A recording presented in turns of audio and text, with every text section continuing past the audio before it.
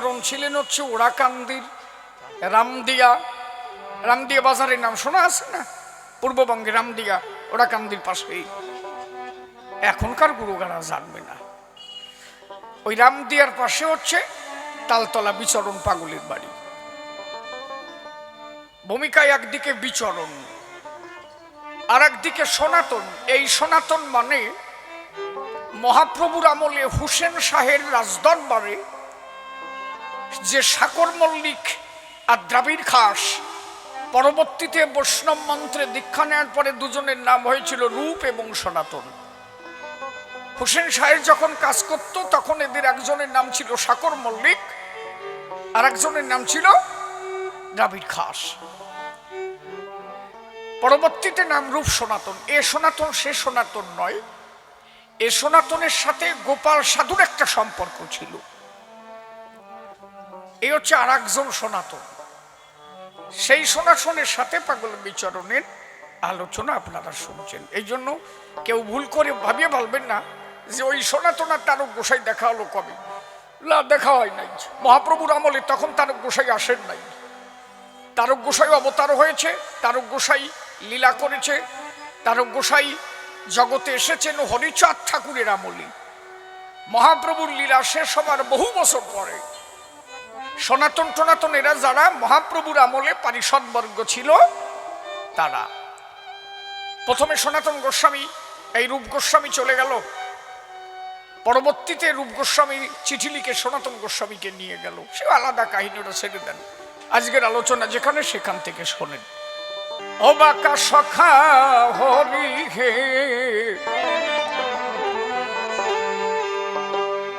আমায় দেখা দিয়ে, ট্রেনারটা একটু বাড়িয়ে নাও, কমে যাচ্ছে। হরি দেখা দিয়ে প্রাণ রাখো, জয় জয় সখা হরি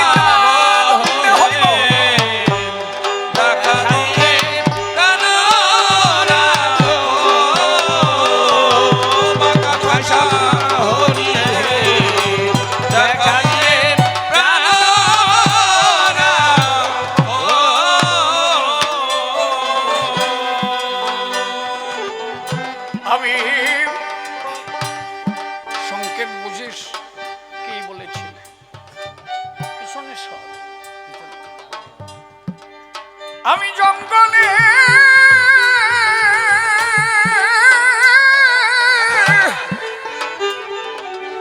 হরে জঙ্গলে ও হরিচাঁদ খাঙাল পানেছে দেখো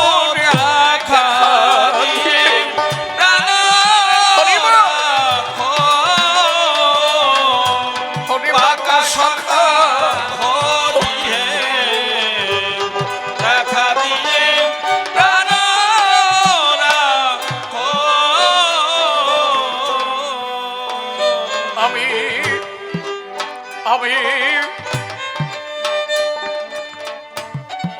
আমি জঙ্গলে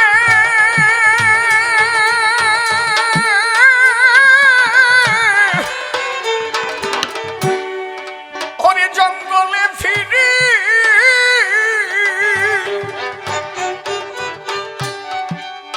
ও হরিচাঁদ ওরে কাঙাল পানেছে দেখো রে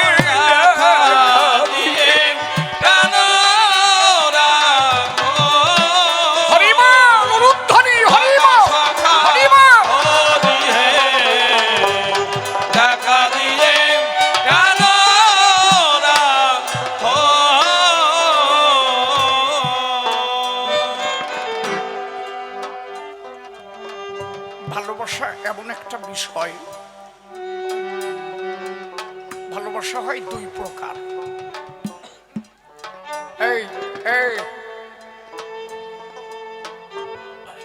ভালোবাসা হচ্ছে দুই প্রকার, একটা সকাম আর একটা হচ্ছে নিষ্কাম। আপনি আপনার স্ত্রীকে ভালোবাসেন না, একটু সময় যদি বাড়ির থেকে এদিক ওদিক যায়, ডাক দেয় যে এই রাধার মা গেল কনে, এ রাধা তোর মা গেল কনে, কনে গেল, 1 মিনিট না দেখতে পেয়ে খালি খুঁজে বেড়ায় কি না। এক জোড়া পাখি থাকে, তার মধ্যে একটা পাখি হারিয়ে গেলে আর একটা পাখি কি করে? এক জোড়া পাখির থেকে একটা পাখি হারায় গেলে তখন আর একটা পাখির বাসা না বাসা সমান হয়ে যায়।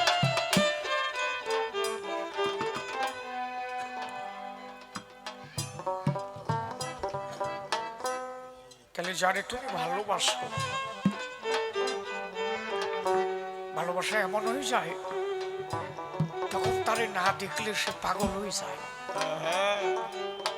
মন ছন্নমতি হয়ে যায়, তখন ঠিক থাকে না। আমি একটা বিষয় লক্ষ্য করেছি আজকে, কবি হলে তো চারিদিকে চোখ রাখতে হবে। আমি ওই কোনার ঘরে শুয়ে রয়েছি, আর আমার একটা গান ক্যাসেটে চলছে, পোষা পাখি উড়ে যাবে সজনী একদিন ভাবি নাই মনে, বিজয় সরকারের গান আমি গেয়েছি, আমার ক্যাসেটটা বাড়ি চলছে। এখন ওই ঘরের ওই পাশ দিয়ে একটা মা দেখলাম যাচ্ছে হ্যাংলা করে, আমি ওই জানলায় শুয়ে আছি, দেখলাম ওই কাঁদতে কাঁদতে চোখের জল মুছতে মুছতে ওই জায়গা দিয়ে চলে গেল। সেখানে আছেও বোধহয়, কে আমি চিনি না, খালি কান্নাটুক দেখছি তারা।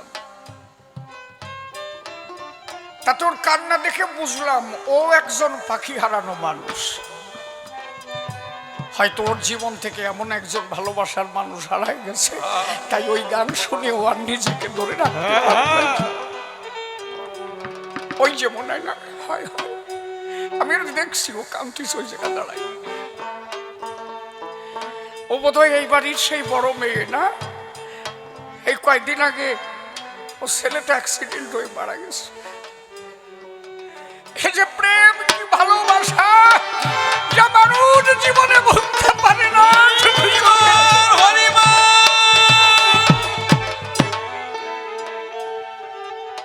পৃথিবীতে যার হারায় যায় সেই ভালোবাসার মানুষ, হোক কন্যা হোক পুত্র হোক, ভালোবাসার মানুষ সে তারে কোনোদিন ভুলতে পারে না।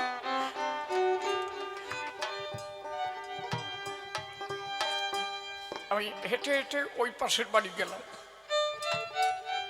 ওইখানে একটা গোয়াল করে দেখলাম কয়টা গরু আছে, একটা ছেলে ও বিচুলি কাটতেছে। বললাম বাবা তুমি ওকে সম্পর্কে কি হও? আমার বলে যে আমার জেঠু মশাই। ভালো ভালো বলে মেজো জেঠু মশাই কয়েকদিন আগে চলে গেছেন, ও ছেলেটা রেলে চাকরি পেয়েছে, জেঠিমা ওখানেই থাকে, এখানে ঘরটা পড়ে আছে। আমরা আজকে কবি গানের বিষয় খুব আনন্দের বিষয়। বলে আনন্দ ঠিক, কিন্তু তার মধ্যে একটা নিরানন্দ। বলে কেন? বলে কিছুদিন আগে আমিও আমার যে ভাগ্নিটাকে কোলে পিঠে করে মানুষ করেছিলাম সেই ভাগ্নিটারে হারাই ফেলেছি। তাহলে এটা প্রতিটা মানুষের মধ্যে একটা বিরহ চলছে। আমরা জানি জগতে কেউ থাকে না, যিনি আসবে তার চলে যেতেই হবে, কিন্তু একটা সময় অসময়ের ব্যাপার থাকে না। মাতা পিতা থাকতে সন্তান যদি যায় সে ব্যথা বলার মতো জগতে কিন্তু আমার তো আর কিছু বলার নাই, তো তিনি যখন যারে নেবেন তার কাছে তার যেতে হবে। জোম একদিন, আমার তো মারে বোঝাবার মতো কিছু নাই, তবু আমার প্রবাদ বাক্যে আমি যতটুকু বুঝি তাতে যদি আমার মা একটু শান্তি পায়। জোম একদিন বলছে আর মার কাছে, মা আমি কয়টা পান্তা ভাত খাবো। বলে ঠিক আছে আমি তোমার দেব। তা মা পান্তা ভাত দিচ্ছে, জোম বলছে কি ও মা খাবো কি দিয়া? মা কয় যে তুই যা চাবি তাই দেবো, কি খাবি বল। ভাত নিয়ে বসে আছে, এখন জমের মা জমের কাছে জিজ্ঞাসা করেছে, জম কি তুই তো সবার মরণ মরণ হয়ে সবাইকে নিয়ে নিস, তাই না? এত ভালো কথার মধ্যে দিয়ে যদি আটাআটি করে বেতাল ঠায় না কন। বলছে কি এখোকা কি একটা কথা নিবি কি? আমার তোর কাছে বহুদিনের একটা কথা জিজ্ঞাসা আছে। বলে কি কথা? বলে কি যে এই বুড়ো বুড়ো গুলো তুই এই গুঁড়ো গুলো আনিস কেন? মাঝে মাঝে দেই যে গুঁড়ো গুঁড়ো তা নিয়ে আসিস। তার মা বাবা কান্দে না? তুই আনিস কেন? মা বাবার কত চোখের জল জরে, তুই আমার কাছ থেকে গেলে আমার কত ব্যথা লাগে বুঝিস না? জম কয় যে মা কথা শোনার পরে আমার না কাঁঠাল দিয়ে ভাত খেতে ইচ্ছা করে। বলে তা কাঁঠাল পাবো কনে? বলে মা তুমি যাও, আমাকে বাগানে কয়েকটা কাঁঠাল গাছ আছে, একটা হাজারি কাঁঠাল গাছ আছে, আর কয়টা গাছে ছোট ছোট গাছে কয়টা কাঁঠাল বসে, তুমি যাও তো মা কাঁঠাল দিয়ে এসো। আগে পুরোনো গাছটায় উঠবা মা, টিপে টিপে দেখবা কাঁঠালেরটাও পাকছে কিনা। হাজারি কাঁঠাল গাছে উঠিয়ে টিপে টিপে দেখতেছে, একটা কাঁঠালও পাকে নাই। কোন গাছে কাঁঠাল পাকে নাই। মা এসে জমির কাছে বলছে খোকা রে কোন গাছে কাঁঠাল পাকে নাই। বলে মা এই কয়দিন আগে একটা গাছ লাগালাম না? বলে হ্যাঁ। বলে তো সাজো গাছে যাই দেখো তো কাঁঠাল হয়েছে নাকি পাকছে নাকি। ওই কয়দিন আগে যে গাছটা লাগাইছিল ওখানে গিয়ে দেখে যে ছোট্ট একটা কাঁঠাল হয়েছে, ফাইটিয়ে পাকিয়ে রস টপ টপায় পড়তেছে। জম কাঁঠালটা ছিঁড়ে, এই জমের মা কাঁঠালটা ছিঁড়ে এনে জমের হাতে দিয়েছে। জম বলছে মা আমার কথা বুঝিছো? তুমি যা প্রশ্ন করেছিলে বুঝিছো? বলে না বুঝি নাই। বলে বোঝো নাই? এত পুরনো কাঁঠাল গাছ একটা কাঁঠাল পাকে নাই, আর কয়দিন আগে গাছ লাগাইছো কাঁঠাল পাইকিয়ে ফাইটিয়ে পড়িস। আমার তোমার কাছে পুরনো হতে পারে, ওই যে ছোট ছোট যে কডানি ওটা যে কত জন্মের পাকা তা তো তুমি জানো না। কার আত্মা কবে এসেছে সে খবর কে জানে কবে। দেহ আর দেহি তো আলাদা, দেহ আর দেহি এক না। আপনার মধ্যে যে আছে সে এখনই বেরিয়ে যাবে, আপনাকে মরা বলে হোড়ায় দেবে। তাহলে আপনার মূল্য কত সময়? যত সময় আপনার মধ্যে দেহি আছে। কথা বোঝা যাচ্ছে কি? গীতায় শ্রীকৃষ্ণ বলেছে বাসাংসি জিন্নানি যথা বিহাইয়া নবানি গ্রহণতি নরাহা পড়ানি তথা শরীরানি বিহাইয়া জিন্নান্ননানি সংযতি নবানি দেহি। আত্মার মরণ হয় না। আত্মা যেমন একটা পুরাতন জামা ত্যাগ করে, একটা মানুষ যেমন নূতন জামা ধারণ করে, আত্মা একটা পুরাতন দেহ ত্যাগ করে নূতন দেহ ধারণ করে। তাহলে দেহ আর আমার মধ্যে যে এক না, আলাদা। খাসার কোনো মূল্য থাকে না। এখানে একটা খাসা রাখবেন, পাখিটা নিয়ে নেবেন, ওই খাসার দিকে কেউ তাকায় না। কিন্তু খাসা রেখে ওর মধ্যে পাখি দিয়ে তুলে টিকটিক করে কথা বললেন, রাস্তার মানুষও খাসার দিক তাকায়, ঠিক কি না? তাহলে খাঁচায় পাখি আছে যতক্ষণ দাম তোমার ততক্ষণ, পাখি উড়ে যাবে যখন খাসার মূল্য নাই। তাই বলছো মা এই পাখি তুমি যাদের ছোট ভাবো, কেটা যে ছোট আর কেটা যে বড় মা তুমি সে বিচার করতে পারো না। কার আত্মা যে কবে এসেছে, কার আত্মা কয়দিন থাকবে ভবে, সে একমাত্র জানতে পারে শ্রী মাধবে। এক গোবিন্দ ছাড়া জগতে আর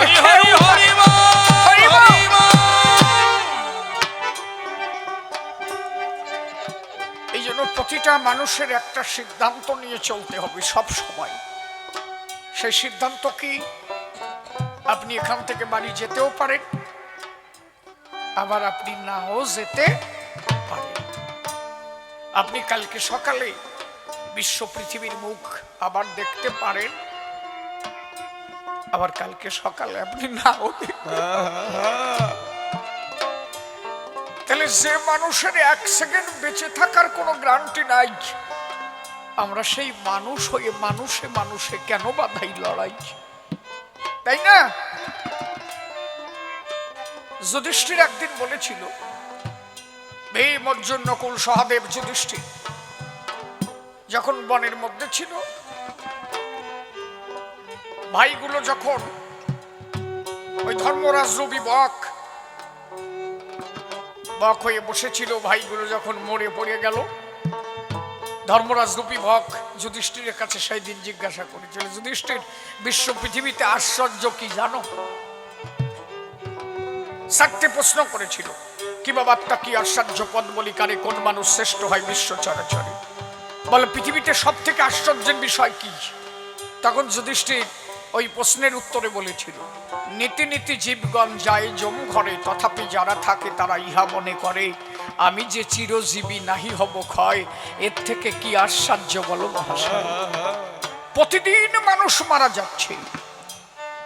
এই গ্রামে 100 বছর আগে লোক ছিল, আজকে একটা লোকও পাবা না সেই বয়সে। পাবা কি? নাই। কেন? সব চলে গেছে।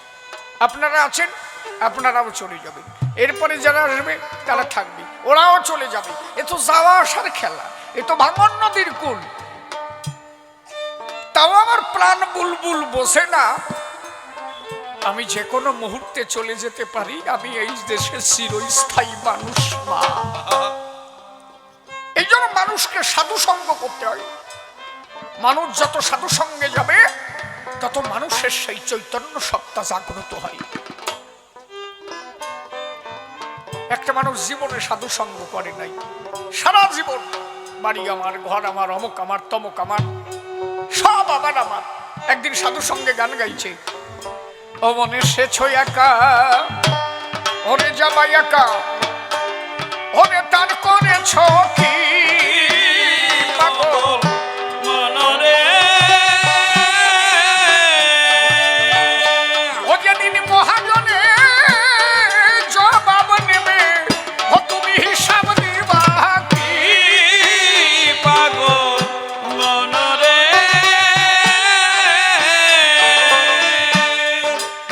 ও বসিয়া বসিয়া শুনতেছে ওই গান, ওরে মনে ভাবে তাই পাগল মনরে।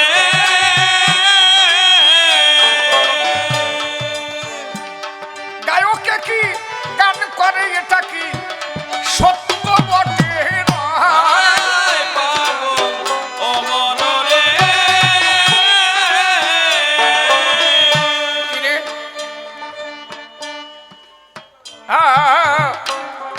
বলছে, গায়কে কি গাচ্ছে, সত্যি নাকি? হঠাৎ করে গায়কে একটা কলি দিল, পুত্র কন্যা একদিন দ্বারা সুত, ওরে সবই পরে রবে পাগল মনরে। ও তোমার একা আশা একা যাবা, ওরে কেউ যাবে না ভাবে পাগল মনরে। এসেছিল পিতা, চলে গেল তা, আমি একা রইলাম পরে পাগল মনরে। ওরে যে মমতা মহিমা স্তন সুধা, আরে খাওয়ালো আমারে পাগল মনরে। একদিন কালের কবলে আমার সেই মমতা মহিমা সেও চলিয়া গেল পাগল মনরে। চিন্তা করে ও মন ভোলা, তুমি কারে আপন বলো পাগল মনরে। তখন বুঝতে পেরেছি, তাই তো শালা বাড়ির পাশের লোকজন হরি সবাই টবাই যায়, আমি জীবনে যাই নাই। এটা তো আসলে সত্যি কথা। আমি এতদিন কেন গেলাম না? বাবা এসেছিল, বাবা চলে গেল, মা কত সোদা পান করাই ছিল, মা কোথায় চলে গেল? আজকে আমার একা ফেলে গেল, আমিও তো যে কোনো মুহূর্তে চলে যেতে পারি। এই যে ওর বিবেক সত্তা জাগ্রত হয়ে গেল, ও তখন চিন্তা করলো তাহলে আমার জীবনের শেষ পরিণতি কি হবে। গায়ক তখন কলি দিলেন, সেই অন্তিমকালে পথের সম্বল ওরে এই ভক্তের শরণ ধুলি,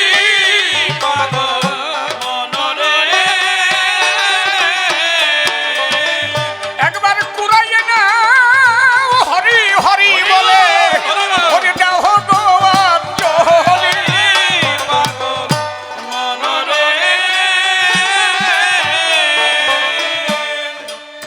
আনন্দ ভরে ভক্ত সঙ্গে ও তখন ধলি কুড়াইয়ে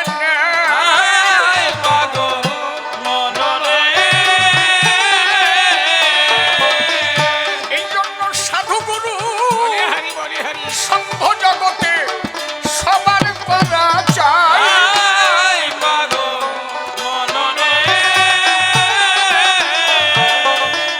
এই জন্য শাস্ত্রে বলেছে সাধু সঙ্গ সর্বশাস্ত্রে কয় লমাত্র সাধু সঙ্গ কৃষ্ণ প্রাপ্তি হয়।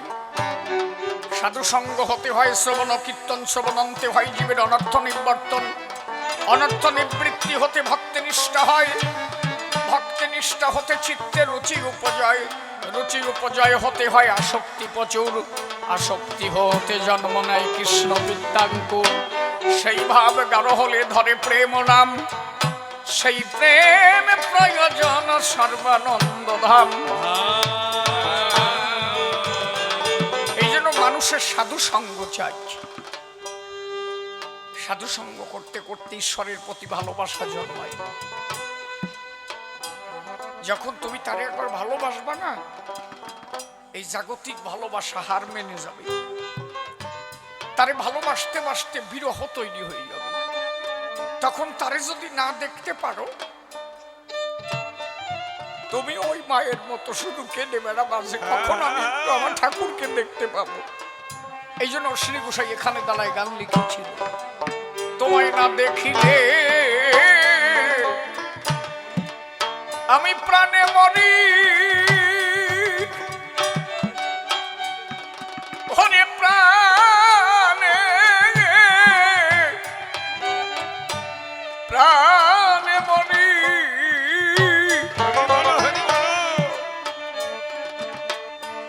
ওরে বিচ্ছেদ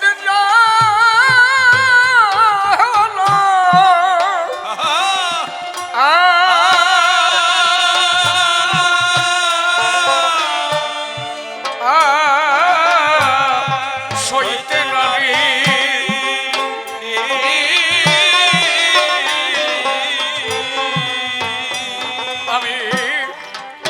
আমি তব জানা হরিব হরিব তব জানা সইতে পারি রে।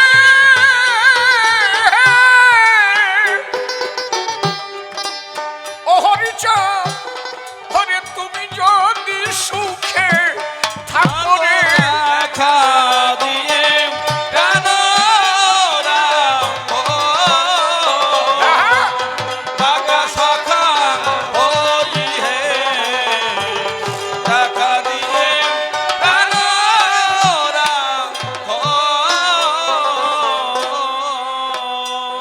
বান্ধব তুমি আমার, তুমি আমার, হরে তুমি আমার গুণমণি।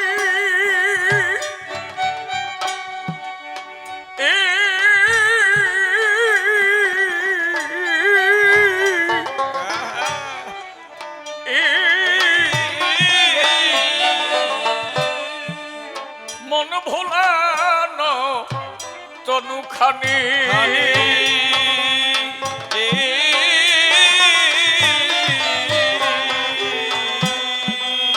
হরে গাবি আমি তাইতে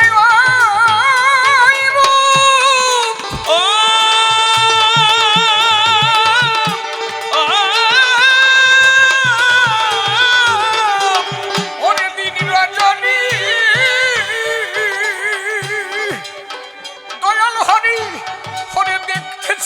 তোমার মন চাত করে দেখা দিয়ে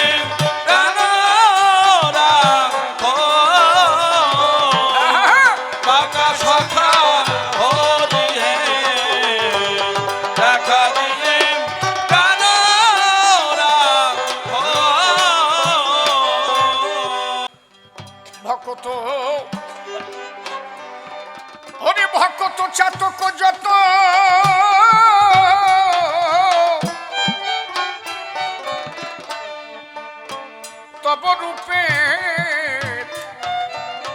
তব রূপের অনুগত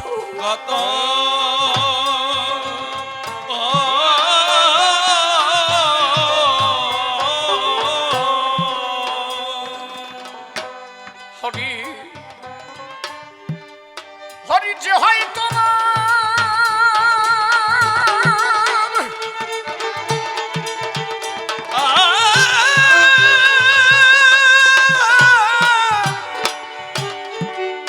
যে হয় তোমার মনের মতো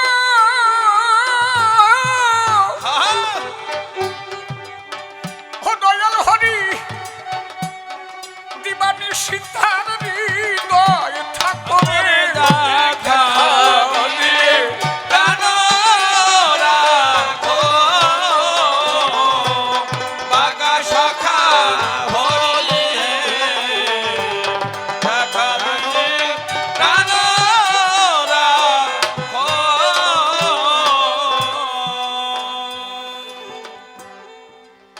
আমার গোলক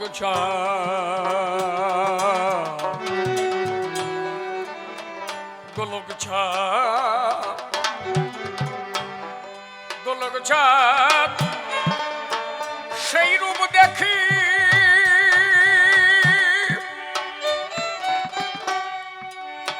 সেই রূপ দেখি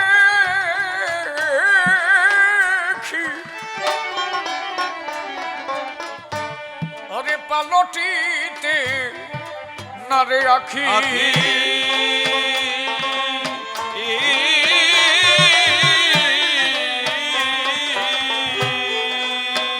হরে হরি ভক্তের হৃদয়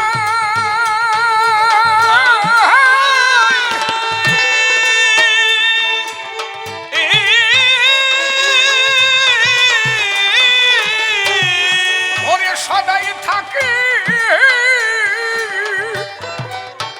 ও হরিচাঁদ তোরে ঘুচালে ভক্তের দুঃখ রে দেখা দিয়ে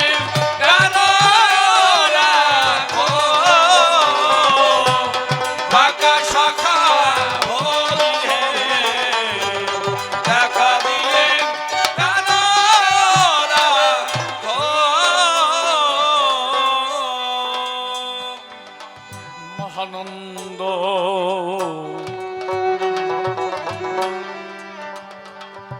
মহানন্দ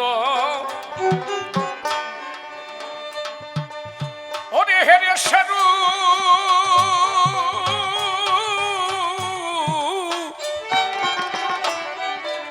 জন্মের মতো দিয়েছে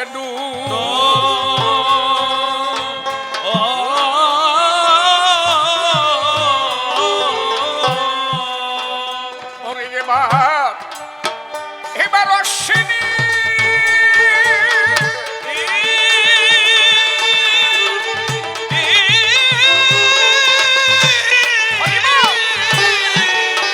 অশ্বিনী দেখলি না সে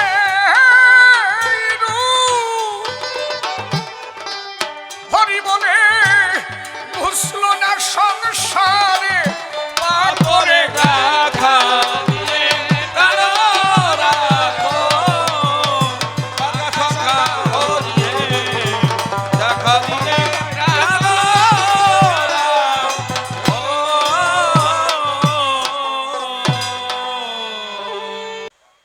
দাঁড়িয়ে বলি সভা তলে বসে শোনেন জ্ঞানী দলে যেভাবে প্রশ্ন তোলে ধর্মসভার গায় অন্তরে আসে ভাবো এক এক করে তার জবাব দেব আউটটা একটু কমাই দাও তাহলে ধরে ধরে তার প্রশ্নপত্র আগে করতে চাই একের এক দুই যেমন আমি তারে বোঝাবো তেমন, ভক্ত ভক্ত আছেন যতজন করিবেন শ্রবণ।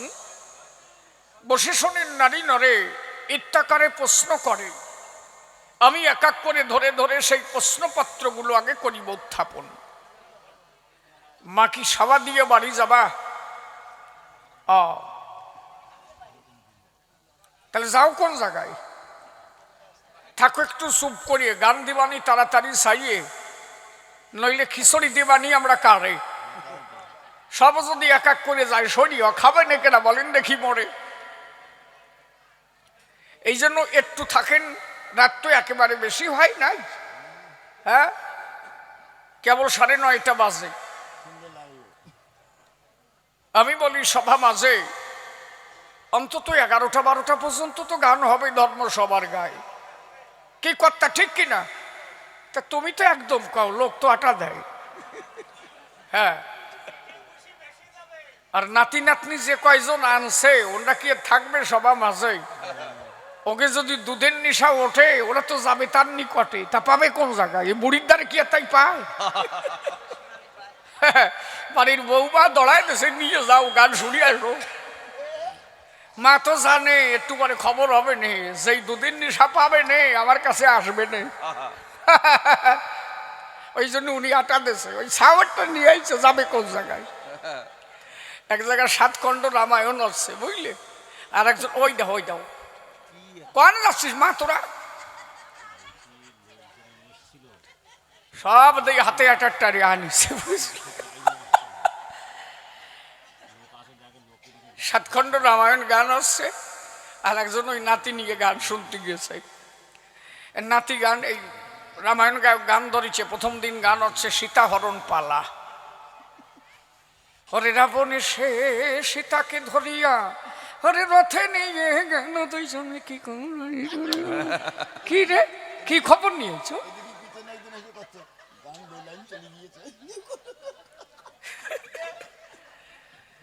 দাঁড়িয়ে বলি সভাস্থান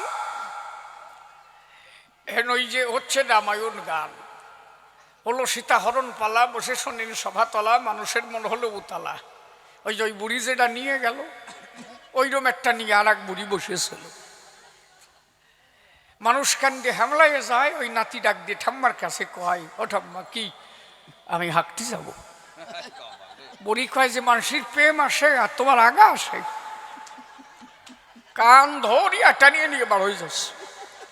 কালকে তুই আসতে চাস কেনে? তোর দে বানে শিশিয়া দে বানে। ওইটা টানিয়ে নিয়ে বার হয়ে যাচ্ছে।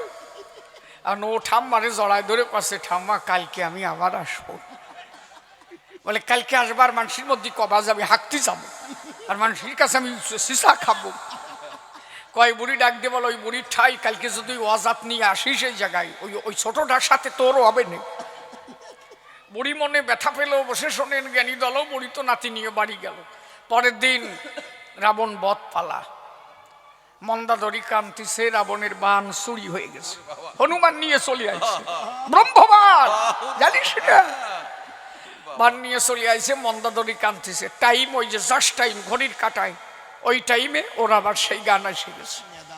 ও আসার সময় বুড়ি ওরে কয়ে দিয়েছে, শোন আজকে যদি তোর আগা সাফে তুই মানুষের মধ্যে হাগার কথা কবি না, তুই কবি যে আমি গান গাবো।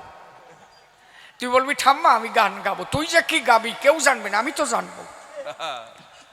ওই টাইম এসে গেছে। ও ঠাম্মার কয় যে ঠাম্মা আমি গান গাবো। ও ঠাম্মা কয় যে মানুষ কান দিয়ে মরে যায় আর তুই এখন গান গাবি? ও ঠাম্মা তো জানে কি গাবে। পাশের এক বুড়ি কয় যে ওরে শালা, যার হয় তার 9 বছরে হয়, যার হয় না তার 90 বছরেও হয় না। কালকে গান শুনতে আসে, আজকেই গান গাবে। ওরে পরম রাম ভক্ত তোকে করে আইসে রে। বুড়ি কয় যে আমার নাতি ছেড়ে দে, গাইয়ে দিলি ঠেলা বুঝিস কেনে? কি রস পাইছে চাইয়ে দেখ। ও তো বুড়ি নিয়ে, বুড়ি ওই ঠাম্মা নিয়ে নাতি নিয়ে দৌড় দেবে, আর ওই বুড়িটা নিয়ে দৌড়িস, এই দাঁড়া, এই কোন যাচ্ছিস? ওই এত বড় ভক্ত তোকে ঘরে আইসে বলে তোরা চিনতে পারলি না। একদিন গান গাই, আজকেই গান গাই। কয় আমার নাতি স্যার। ও বুড়ি তো জানে কি গাবে, কোন ফাঁসিতে গাবে বুড়ি ভালো জানে। বুড়ি ছাড়ে না, আর ওরা ধরে রাখে পিছনে। তার এক বুড়ি কয় যে আমার চলে যাওয়ার দিন এসে গেছে, তোর মতো রাম ভক্তের মুখে একটু হরিধ্বনি শুনে যাই। কয় যে প্যান্ট খুলে দাও। যেই প্যান্ট খুলে দিয়েছে বলে কান পাতাও, কান পাতাইছে, কানে ফের ফেরাই মারিয়ে দিয়েছে, যা লাগাই এদিকে। এই নাতি নাতনি নিয়ে গান শোনা যায়? হ্যাঁ, দেবা নেই মাঝে মাঝে রস দেবা নেই, আমি বুঝতে পারছি। ওর না দিলি সব চলিয়ে যাবে নি। কি কথা ঠিক কিনা? বাবা বাবা, শ্রোতা তো ভালো একটা পাইছি। এইবার শোনেন নারী নরে, এইবার যাই জবাবের ভিতরে নাকি? এবার জবাবে যাই, চুপ করে থাকো। যে হাঁটা দিবা আমার কাছে কবা, এবার হাঁটা দেবো, তখন আর একখান দেবো। হ্যাঁ, এই কয়জনটা কি রস পাইছে চাইয়ে দেখ।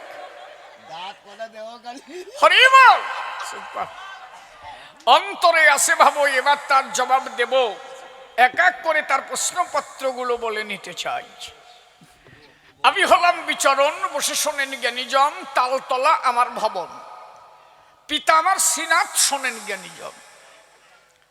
পিতা যে তোরাকান্দি, মন তার উক্ত কান্দি। গুরুচাঁদ ঠাকুরের বাড়ি তো সবসময় নাই। গুরুচাঁদ ঠাকুর যে ব্যবসা করত, ওই শ্রীনাথ সে নাও বাইত।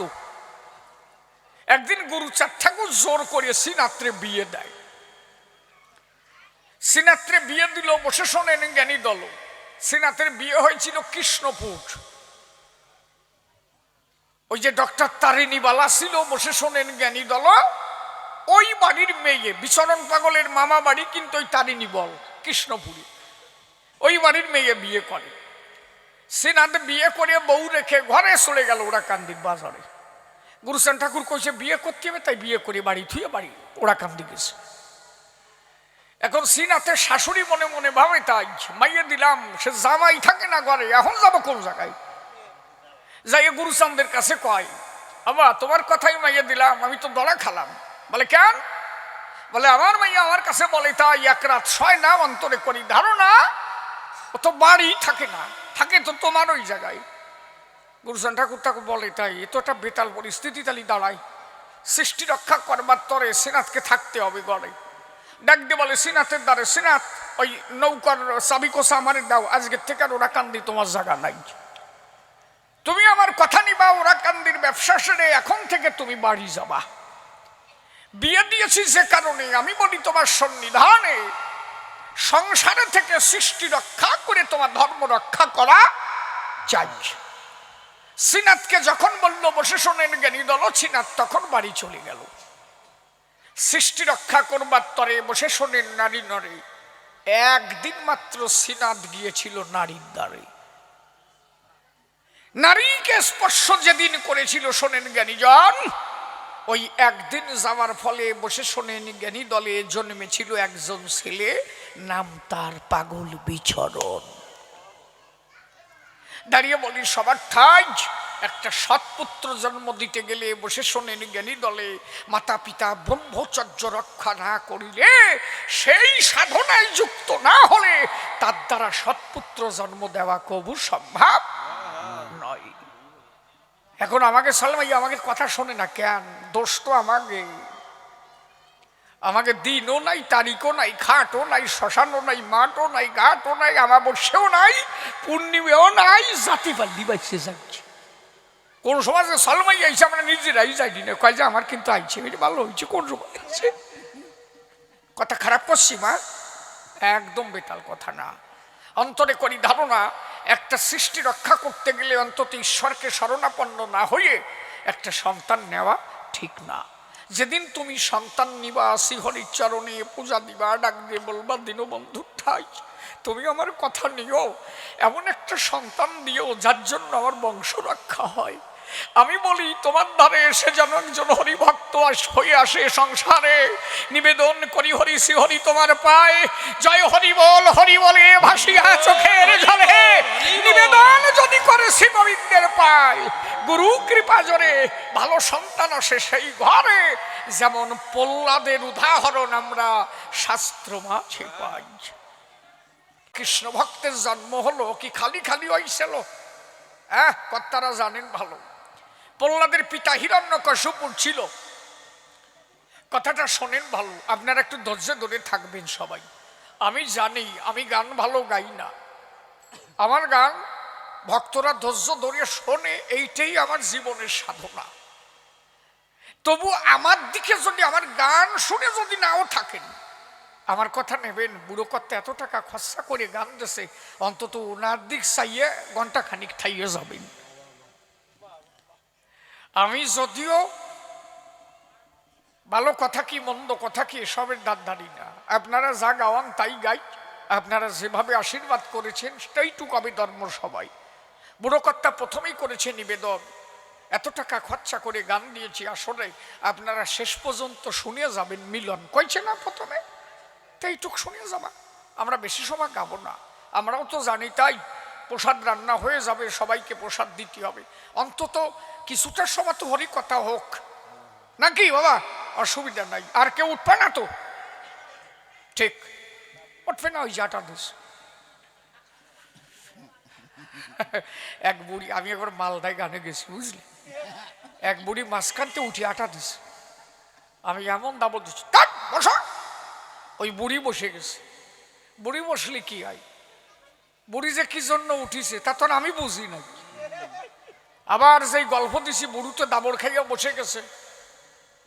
যেই গল্প দিছি, গল্প শুনলে মানুষের শরীর হালকা হয়ে যায়, যেই হালকা হয়ে গেছে বুড়ি আর ধরে রাখতে পারে নাই, সোনা ছাড়িয়ে দিছে, জল কেলকেলায় বাইয়ে যাচ্ছে, এক বুড়োর ভাষা ভিজে গেছে। ওই বুড়ো কাজে গানের সাথে বাদ দাও দিয়ে আমার ভাষা বেজে কেন তাই কম।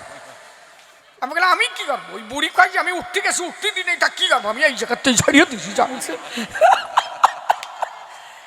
এই জন্য চরম ধরে করি মানা, যদি কারো আসে যায় সে আর থাকবেন না। কি কর্তারা কি কন বাবা, ঠিক আছে ঠিক আছে, কি রস পাইছে চাইয়ে না, বসে শোনেন জ্ঞানীজন। বাজে কথা বলিস কি কারণ, দাঁড়িয়ে বলি সভাতলে, বসে শোনেন জ্ঞানী দলে, শ্রোতাকে শ্রদ্ধা না করলে মোদের কবি গান চলে, এটা বোঝো না। বসে বলি যদি সবাই, এ কথা মিথ্যা নয়, আমি এখন বিচরণ হয়ে সভাতে দাঁড়াই। তাহলে বিভিন্নভাবে প্রশ্নপত্র তুলে ধরেছে সভাগাত্র, অত্র তার দেব সমাধান। প্রথম প্রশ্নপত্র করেছে সভাগাত্র, হরিচাঁদ এলো কি কারণ, কৃষ্ণ নাম গৌর এলো, তারা তো সব কিছু দিয়ে গেল, হরিচাঁদ ঠাকুর কেন এলো, নূতন কি দিতে তার হলো অবতারণ। বসে শোনেন নারী নরে, হরিচাঁদকে আসতে হতো না এই সংসারে। মহাপ্রভু যা দিয়েছিল তা যদি বুঝতে পারত বৈষ্ণব সমাজে সংসারে, মহাপ্রভু যখন সন্ন্যাস নিয়ে যায়, কি বলবো সবার ঠাই, মহাপ্রভুর জন্ম অবস্থা আমরা যদি দর্শন করি শ্রী শ্রী চৈতন্য চরিতামৃতের পাতায়, চৈতন্য চরিতামৃত আছে কারো বাড়ি, এইরকম মানুষ আছে কেউ এই জায়গায়? আছে কি কারো বাড়ি চৈতন্য চরিতামৃত আছে? কৃষ্ণদাস কবিরাজ গোস্বামীর লেখা আছেন কি? কেউ আছেন এখানে? হাত তুলবেন। কার বাড়ি আছে? একজনও নাই। মাত্র 500 টাকা একটা গ্রন্থ নেয়, কিনে রাখো না কেন? এটা রাখার দরকার হয়। কনে আছে? তুমি কম আছে, আর তোমার মা কয় যে কনে। ও এইবার হাত তুলছে, উনি এবার বুঝিছে। চৈতন্য চরিতামৃতের মহাপ্রভুর জন্মখণ্ড পড়ে রাখবেন সবাই। কি লিখেছে ওই জায়গায়? মহাপ্রভু যখন জন্ম নেয় সেখানে লিখেছে তাই কি, ফাল্গুনী পূর্ণিমা সন্ধ্যা প্রভু জন্ম দেয়। ফাল্গুনী পূর্ণিমা সন্ধ্যা মানে ফাল্গুন মাস, সেই দিন পূর্ণিমা সন্ধ্যাকালে, তাই লিখেছে ফাল্গুনী পূর্ণিমা সন্ধ্যা প্রভু জন্মদয়, দৈবকালে ওই দিনে চন্দ্রগ্রহণ হয়। কথা বোঝা যাচ্ছে? ওই দুইজনের কথা বলি কিচ্ছু বুঝবার না, চুপ করে শোনো, নিরিখ ধরে শোনো। ফাল্গুনী পূর্ণিমা সন্ধ্যা প্রভু জন্ম দেয়। কোন প্রভু? নদিয়ার নিমাই। কৃষ্ণদাস কবিরাজ গোস্বামী লিখে গেল তাই কি, ফাল্গুনী পূর্ণিমা সন্ধ্যা প্রভু জন্ম দেয়। যা লেখা আছে আমি বলছি তাই। ও যাবে কেন, থাক, ও হরি কথা শুনতে আছে, বুঝো না?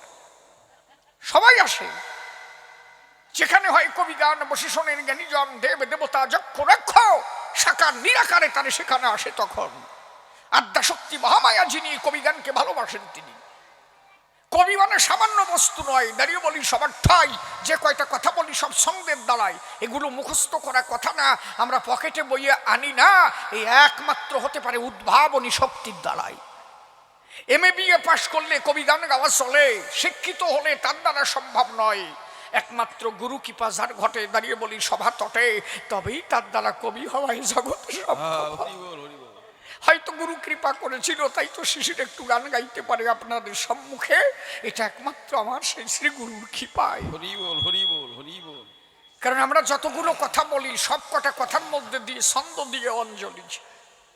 ছন্দের মধ্যে প্রাণ পুতলি, মিথ্যা কথা নয়। বসে শোনেন নারী নরে, মানুষ খাতা কলমে লিখতে গেলেও ভুল হয়ে যেতে পারে। আর আমরা আসরে দাঁড়াইয়ে এই যে ঘন ঘন কথা বলছি বারে বারে, তবুও তার মধ্যে প্রত্যেকটা কথা ধরে ধরে স্তরে স্তরে প্রত্যেকটা কথায় রে রে রে রে আছে না। এইটা ছন্দের বিষয়, এই সহজলব্ধ জিনিস নয়। এই জন্য এই যে কবি গান ভালোবাসত আদ্যাশক্তি মহামায়া একজন। আমার তারকের কথা জানেন যত বিজ্ঞ শ্রোতা। আমার তারক একদিন গাইতে গেল গান। তারক আমার গান গাইছে, কি বলবো আপনাদের কাছে। ওই আসরে কাঙালিয়া নাম করে একজন ভক্ত তার ছেলে নিয়ে গান শুনছে। কবি গানটা কি, যেই গান শুনতেছিল বসে শোনেন জ্ঞানী দল, ওই ছেলেটা বারে বারে বাবার কাছে বলতেছিল, বাবা কি? আমি বলি তোমার ঠাই ওই যে লোকটা গান গায় ওনার কাঁধের পরে ছোট্ট একটা বাচ্চা কি জানো কি কয়? বলো বাবা আমার ধরে কে কথা কয় ওনার কাঁধের পরে? বাবা দাবড় দিল ছেলেটারে, চুপ কর, বারে বারে করছি মানে আমার সাথে আসবি না, সাতা তোর ঠেলা গান শোনা যাবে না। কে কথা কয় কাঁধের পরে? আমি তো কিছু দেখি না। বাবা দেখে না, সন্তান দেখে, কারণ বাবার সাধনার থেকে সন্তানের সাধনা বেশি। এটা হয় কি না জানেন? যত নারী নরে মহাপ্রভু এসেছিল চরাচরে। ভগবান কিন্তু মহাপ্রভুকে কয়, মহাপ্রভুর পিতার নাম ছিল জগন্নাথ মিশ্র, তারে তো কেউ ভগবান কয় না। তাহলে সন্তান হলেই যে ছোট হবে তা না। ছেলে ডাক দিয়ে বলে, বাবার ঠাই চেয়ে দেখো কে কথা কয়। বাবা বারে বারে দাবড় দিল, ছেলেটা চুপ করে গেল। মনে মনে ভাবলো আর বাবারে কব না। মনে আছে ভাবো, ওই তারক গান থেকে যখন নামবে অন্তর দিয়ে দেখি ভেবে, উনি যখন আসবে সরাসরি ওই লোকের কাছে শুনবো। উনি যখন গান গায়, ছোট্ট একটা ছেলে ওনার কাঁধের পরে পা দুলায়, গৌর বর্ণাকৃতি কত সুন্দর দেখায়, মোহন সুরা তার আছে মাথার পরে, কত সুন্দর দেখায় তারে। আমি বলবো ওনার দ্বারে কে কথা কয় ওনার কাঁধে বারে বারে। গান শেষ হয়ে গেল, তার গোসাই মাঠে গেল, মাঠের থেকে ফিরতেছিল, ওই ছেলেটা গিয়ে সামনে দাঁড়ালো। গোসাই আমার কথা নাও, আমার একটু কথার জবাব দাও। বলে তুই কি? এইটুকু আচ্ছা, মনে হচ্ছে তোর মন বড় সাচ্ছা। ছেলেটা তুই আচ্ছা আমার কথা নিবি? কি শুনবি, কি জবাব নিবি? ছেলেটা বলে তাই তুমি আমার কথা নিবা? তুমি যখন গান গাও তোমার কাঁধের পরে কি কথা কয় আমার একটু কও, এই জবাবটুক দিবা? তারক ডেকে বলে তাই। তারক মনের ঘরে জানে তাই গান গাইতে এসেছিলাম, বাবার কাছে বলেছিলাম বাবা হরিচন্দ্রের ঠাই আমি গান গাইতে যাব। বাবা আমি কি গান গাবো, তুমি বিনে তো জগতে আমার বান্ধব কেউ না। ঠাকুর আমার বলেছিল তাই, তারক তোর ভয় নাই, আমি তোর কাঁধে থাকবো সব সময়। তাহলে আমার কাঁধে বাবা হরি চাচ্ছিল, এই ছেলে কি করে দেখলো এ যে বহু জন্মের সাধক হলো, এক জন্মের সাধনার দ্বারা নয়। তারক পড়ে গেল ওই ছেলের পায়ে, প্রেমানন্দে হরি বলো ভাই, ভক্তের চরণ ধুলাতে ভক্ত গড়াগড়ি যায়। এই জন্য ভক্ত একবার হলে প্রধান, বসে শোনেন জ্ঞানীজন, বহিলে ভক্তের প্রেমের বান একাকার হয়ে যায় সবটা। তাহলে বসে শোনেন নারী নরে, এ গান শুনবার তরে সাকারে নিরাকারে কত মানুষ আসে আসরে। আমি নিবেদন করি প্রাণ বান্ধবের পাই, আজকের এই কবি গানে আমার তো দেওয়ার কিছু নাই। তোমরা আছো সবাই, ভক্তবৃন্দ যারা আছে, নিবেদন থাকলো সভা মাঝে, যে ছেলেটা এ দেশ ছেড়ে তার পরদেশে রওনা দিয়েছে, এদের হয়ে ভক্তদের কাছে নিবেদন জানায়, ও মা বাবাকে ছেড়ে গেল, পরমাত্মার দেশে চলে গেল। গোবিন্দ আর শ্রী হরিচাঁদ যেন তার রাতুল চরণে ওরে জায়গা দেয়। জয় জয় শান্তি হরি প্রেমানন্দে হরি হরি বল, জয় হরি বল, জয় হরি বল, জয় হরি বল। তাহলে বিভিন্নভাবে আলোচনা শুনছেন সুধীজনা। আমার হরিচাঁদ কেলে শোনা কেন এলো এর ধরায়, সেই জবাব দিতে গেলাম, মনের কথা খুলে কলাম। হরিচাঁদের আসতে হল কিসের দায় আমি এই জন্য বলতেছিলাম ওই জায়গায় চৈতন্য চরিতামৃতে লিখেছে। তাই কি লিখেছে? ফাল্গুনী পূর্ণিমা সন্ধ্যা প্রভু জন্মোদয় দৈবকালে ওই দিনে চন্দ্রগ্রহণ হয়। হরি হরি বলে লোকে হরষিত হইয়া। মহাপ্রভু যখন জন্ম নিল চতুর্পাশে ভক্তগণ দাঁড়ায় ছিল, বলে হরি হরি বলে লোকে হরষিত হইয়া। কি বলেছিল? হরি হরি, তাই তো? হরি হরি বলে লোকে হরষিত হইয়া। হরষিত মানে আনন্দ হইয়া, হরষিত মানে আনন্দে। হরি হরি বলে লোকে হরষিত হইয়া জন্ম নিল চৈতন্য প্রভু নাম জন্মাইয়া। তাহলে মহাপ্রভু কি নাম দিয়েছিল? হরিবোল। চৈতন্য ভাগবত লিখেছে তাই মহাপ্রভু যে নাম দিয়েছিল হরিবোল। পড়ে দেখবেন চৈতন্য ভাগবতের পাতায়, যে চৈতন্য ভাগবত লিখেছেন বৃন্দাবন দাস। কি একদিন মহাপ্রভু কাঁদতে কাঁদতে অনাথ হয়ে যায়। একজন বৈষ্ণব জগন্নাথ মিশ্রের বাড়ি গেল, বসে শোনেন জ্ঞানী দল। নিমাইয়ের কান্না দেখে বৈষ্ণব তখন বলতে লাগলো, ও হরি, পড়ে গেছি, কি জ্বালা, এ কি বাচ্চারে কান্না থামে না। ওই যেই কইছে ও হরি, হরি বলা মাত্র নিমাইয়ের কান্না থেমে গেল। সচি মাতা মনে মনে ভাবলো, তাই তাহলে এখন যেই আমার নিমাই কান্না নেবে, হরি নাম করা মাত্র আমার নিমাই থেমে যাবে। এই জন্য মহাপ্রভু দিয়েছিল হরিবল নাম। এইটা বৈষ্ণব সমাজ বুঝতে পারে নাই। মহাপ্রভু সবসময় বলতো হরিবল। বয় শূন্য নয় রশ্মি হরি, বয় ও কাল বল। পরবর্তীতে বৈষ্ণব সময় 16 নাম 32 অক্ষর গায়। বসে শোনেন নারী নরে, এই নাম মহাপ্রভু দিতে আসে নাই কলিজীবের তরে। পরিষ্কার লিখে গেছে চৈতন্য ভাগবতের পাতায়। অন্তর দিয়ে ভেবে দেখো তাই। আর কি মহাপ্রভু যে ধর্ম দিতে চেয়েছিল, বসে শোনেন জ্ঞানী দল, এর মধ্যে কয়েকটা ভাবে বিভক্ত হয়ে গেল। বিভক্ত কি? বসে শোনেন নারী নরে, যে কথা না বললে নয়, এই আসরে বিভিন্ন সম্প্রদায় সৃষ্টি করে। একদল ভেদধারীর দল বেরোয় গেল, তারা মনে মনে ভাবলো তাই পরের নারী বিধবা নিয়ে ভজন শুরু করে দিল। এরা নিজের বউ ছেড়ে দিয়া পরের বিধবা নিয়া রসের কর্ম করিয়া নিজের বৈষ্ণবের মূল ধর্মটাকে নষ্ট করে দিল। এই ভজনটা শুরু করলো কে? নিত্যানন্দ মহাপ্রভুর দুটো বউ ছিল, বসুধা আর জাহ্নবী ছিল। বসে শোনেন জ্ঞানী দল, এই বীরভদ্র নিত্যানন্দ মহাপ্রভুর সব থেকে কনিষ্ঠ সন্তান ছিল। মহানিত্যানন্দের 8খানা সন্তান ছিল। ওই বীরভদ্র এই কল ধরে বৈষ্ণব ধর্মের কলটাকে নড়াইয়ে দিল। মহাপ্রভু কখনো এই ধর্মের জায়গা দেয় নাই। এরা করলো কি? পরের বিধবা নিয়ে রসের ক্রিয়া করতে গিয়া মূল ধর্মটাকে ফেললো নষ্ট করিয়া। গৃহ ধর্মের পরে শ্রেষ্ঠ ধর্ম আর কিছু নাই। মহাপ্রভু নিত্যানন্দকে বলেছিল, নিতাই বিয়ে করে সংসার করো, গৃহ ধর্ম রক্ষা করো, আর মায়াবাদী সন্ন্যাসীদের ধর্ম দেবাত্তারে আমি ঘর ছেড়ে যাই। মহাপ্রভু ঘর ছেড়ে চলে গেল। নিত্যানন্দ বিয়ে করলো, 8খানা সন্তান জন্ম দিল। কারণ সৃষ্টি রক্ষা না করলে ধর্ম রক্ষা নয়। আজকে মনোহর বিশ্বাস এই বাড়িতে এসেছিল, তিনি ছিল, তার 5টা ছেলে জন্ম দিল।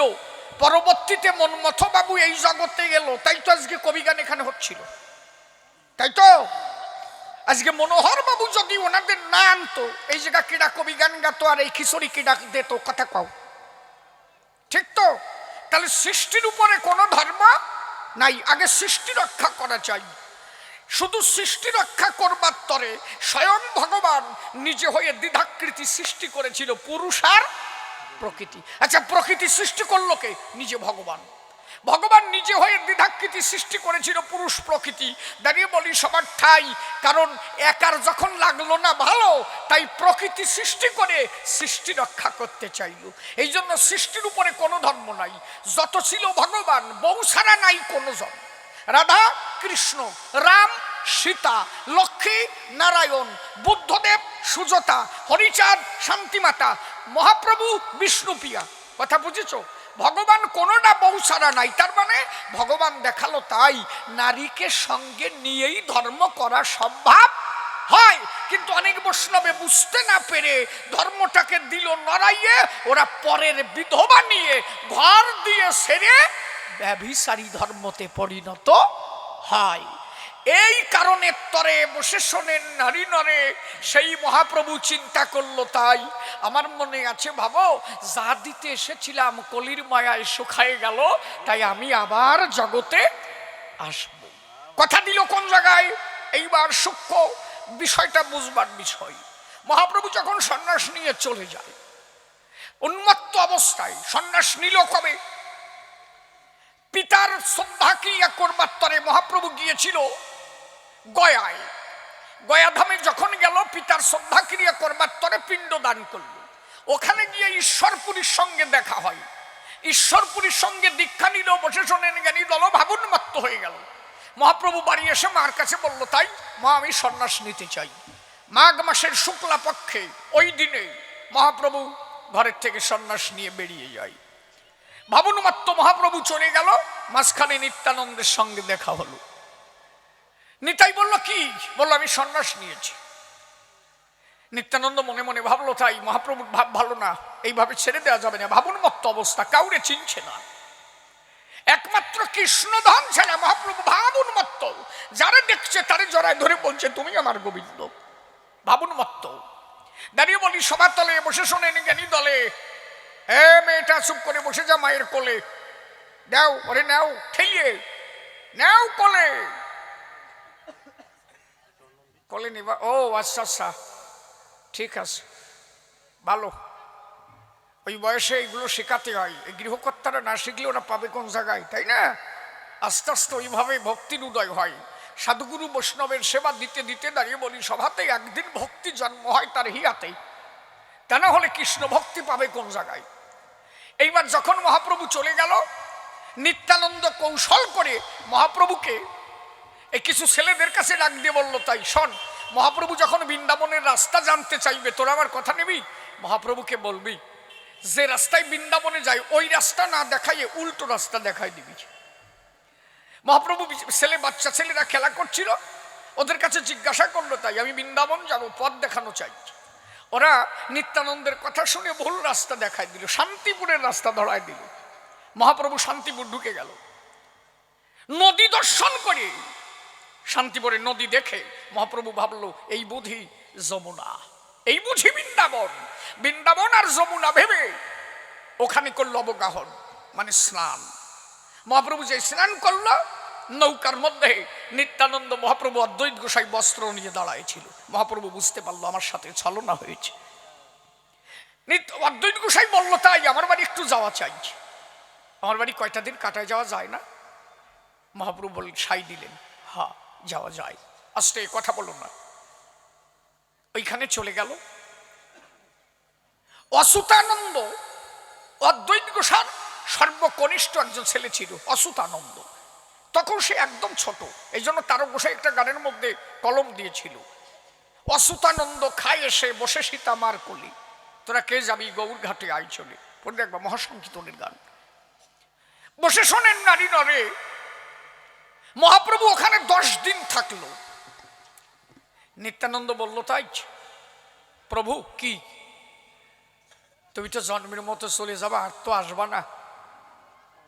একাকিনী মা ঘরে, মা যে কান্না করে, যদি সাই দেও আমারে, সচি মাতাকে একটু আনি ধারে।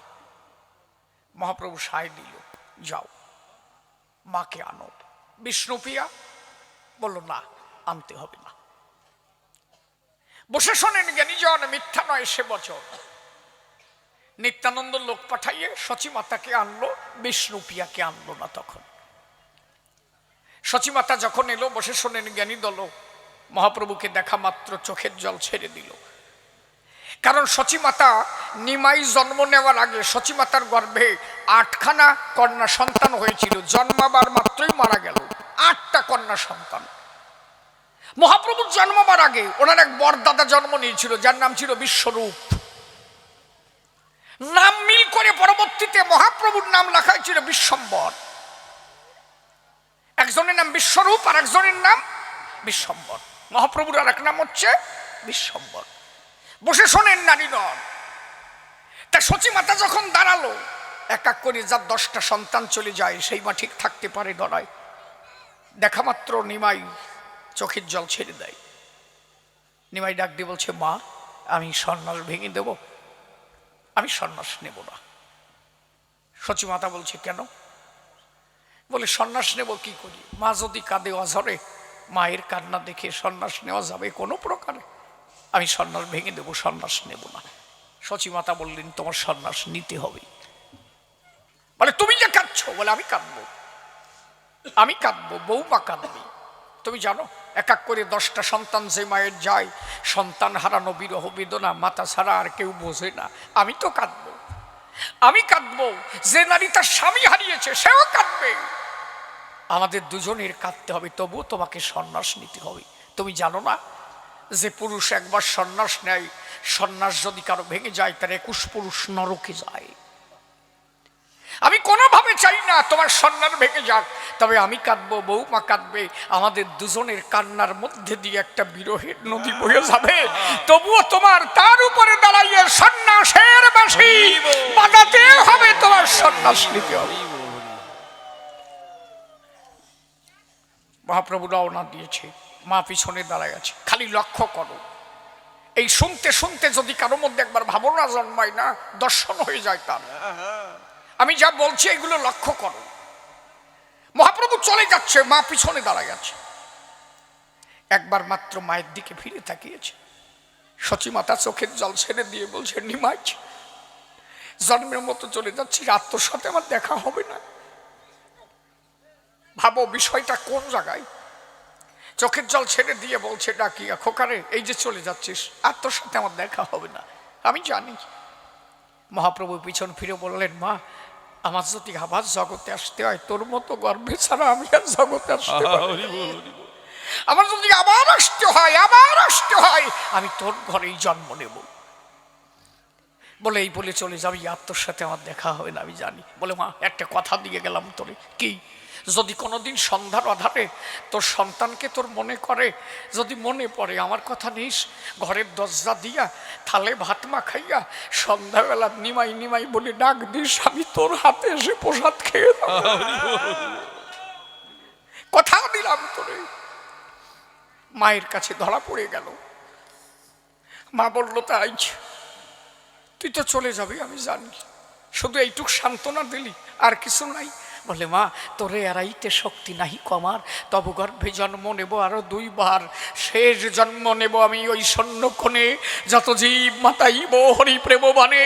মায়ের কারণে শ্রীহরি ওরা কান্তি এলো, একবার প্রেমানন্দে ভক্ত বিন্ধে হরি হরি বলো, হরি বল, হরি বল, হরি বল।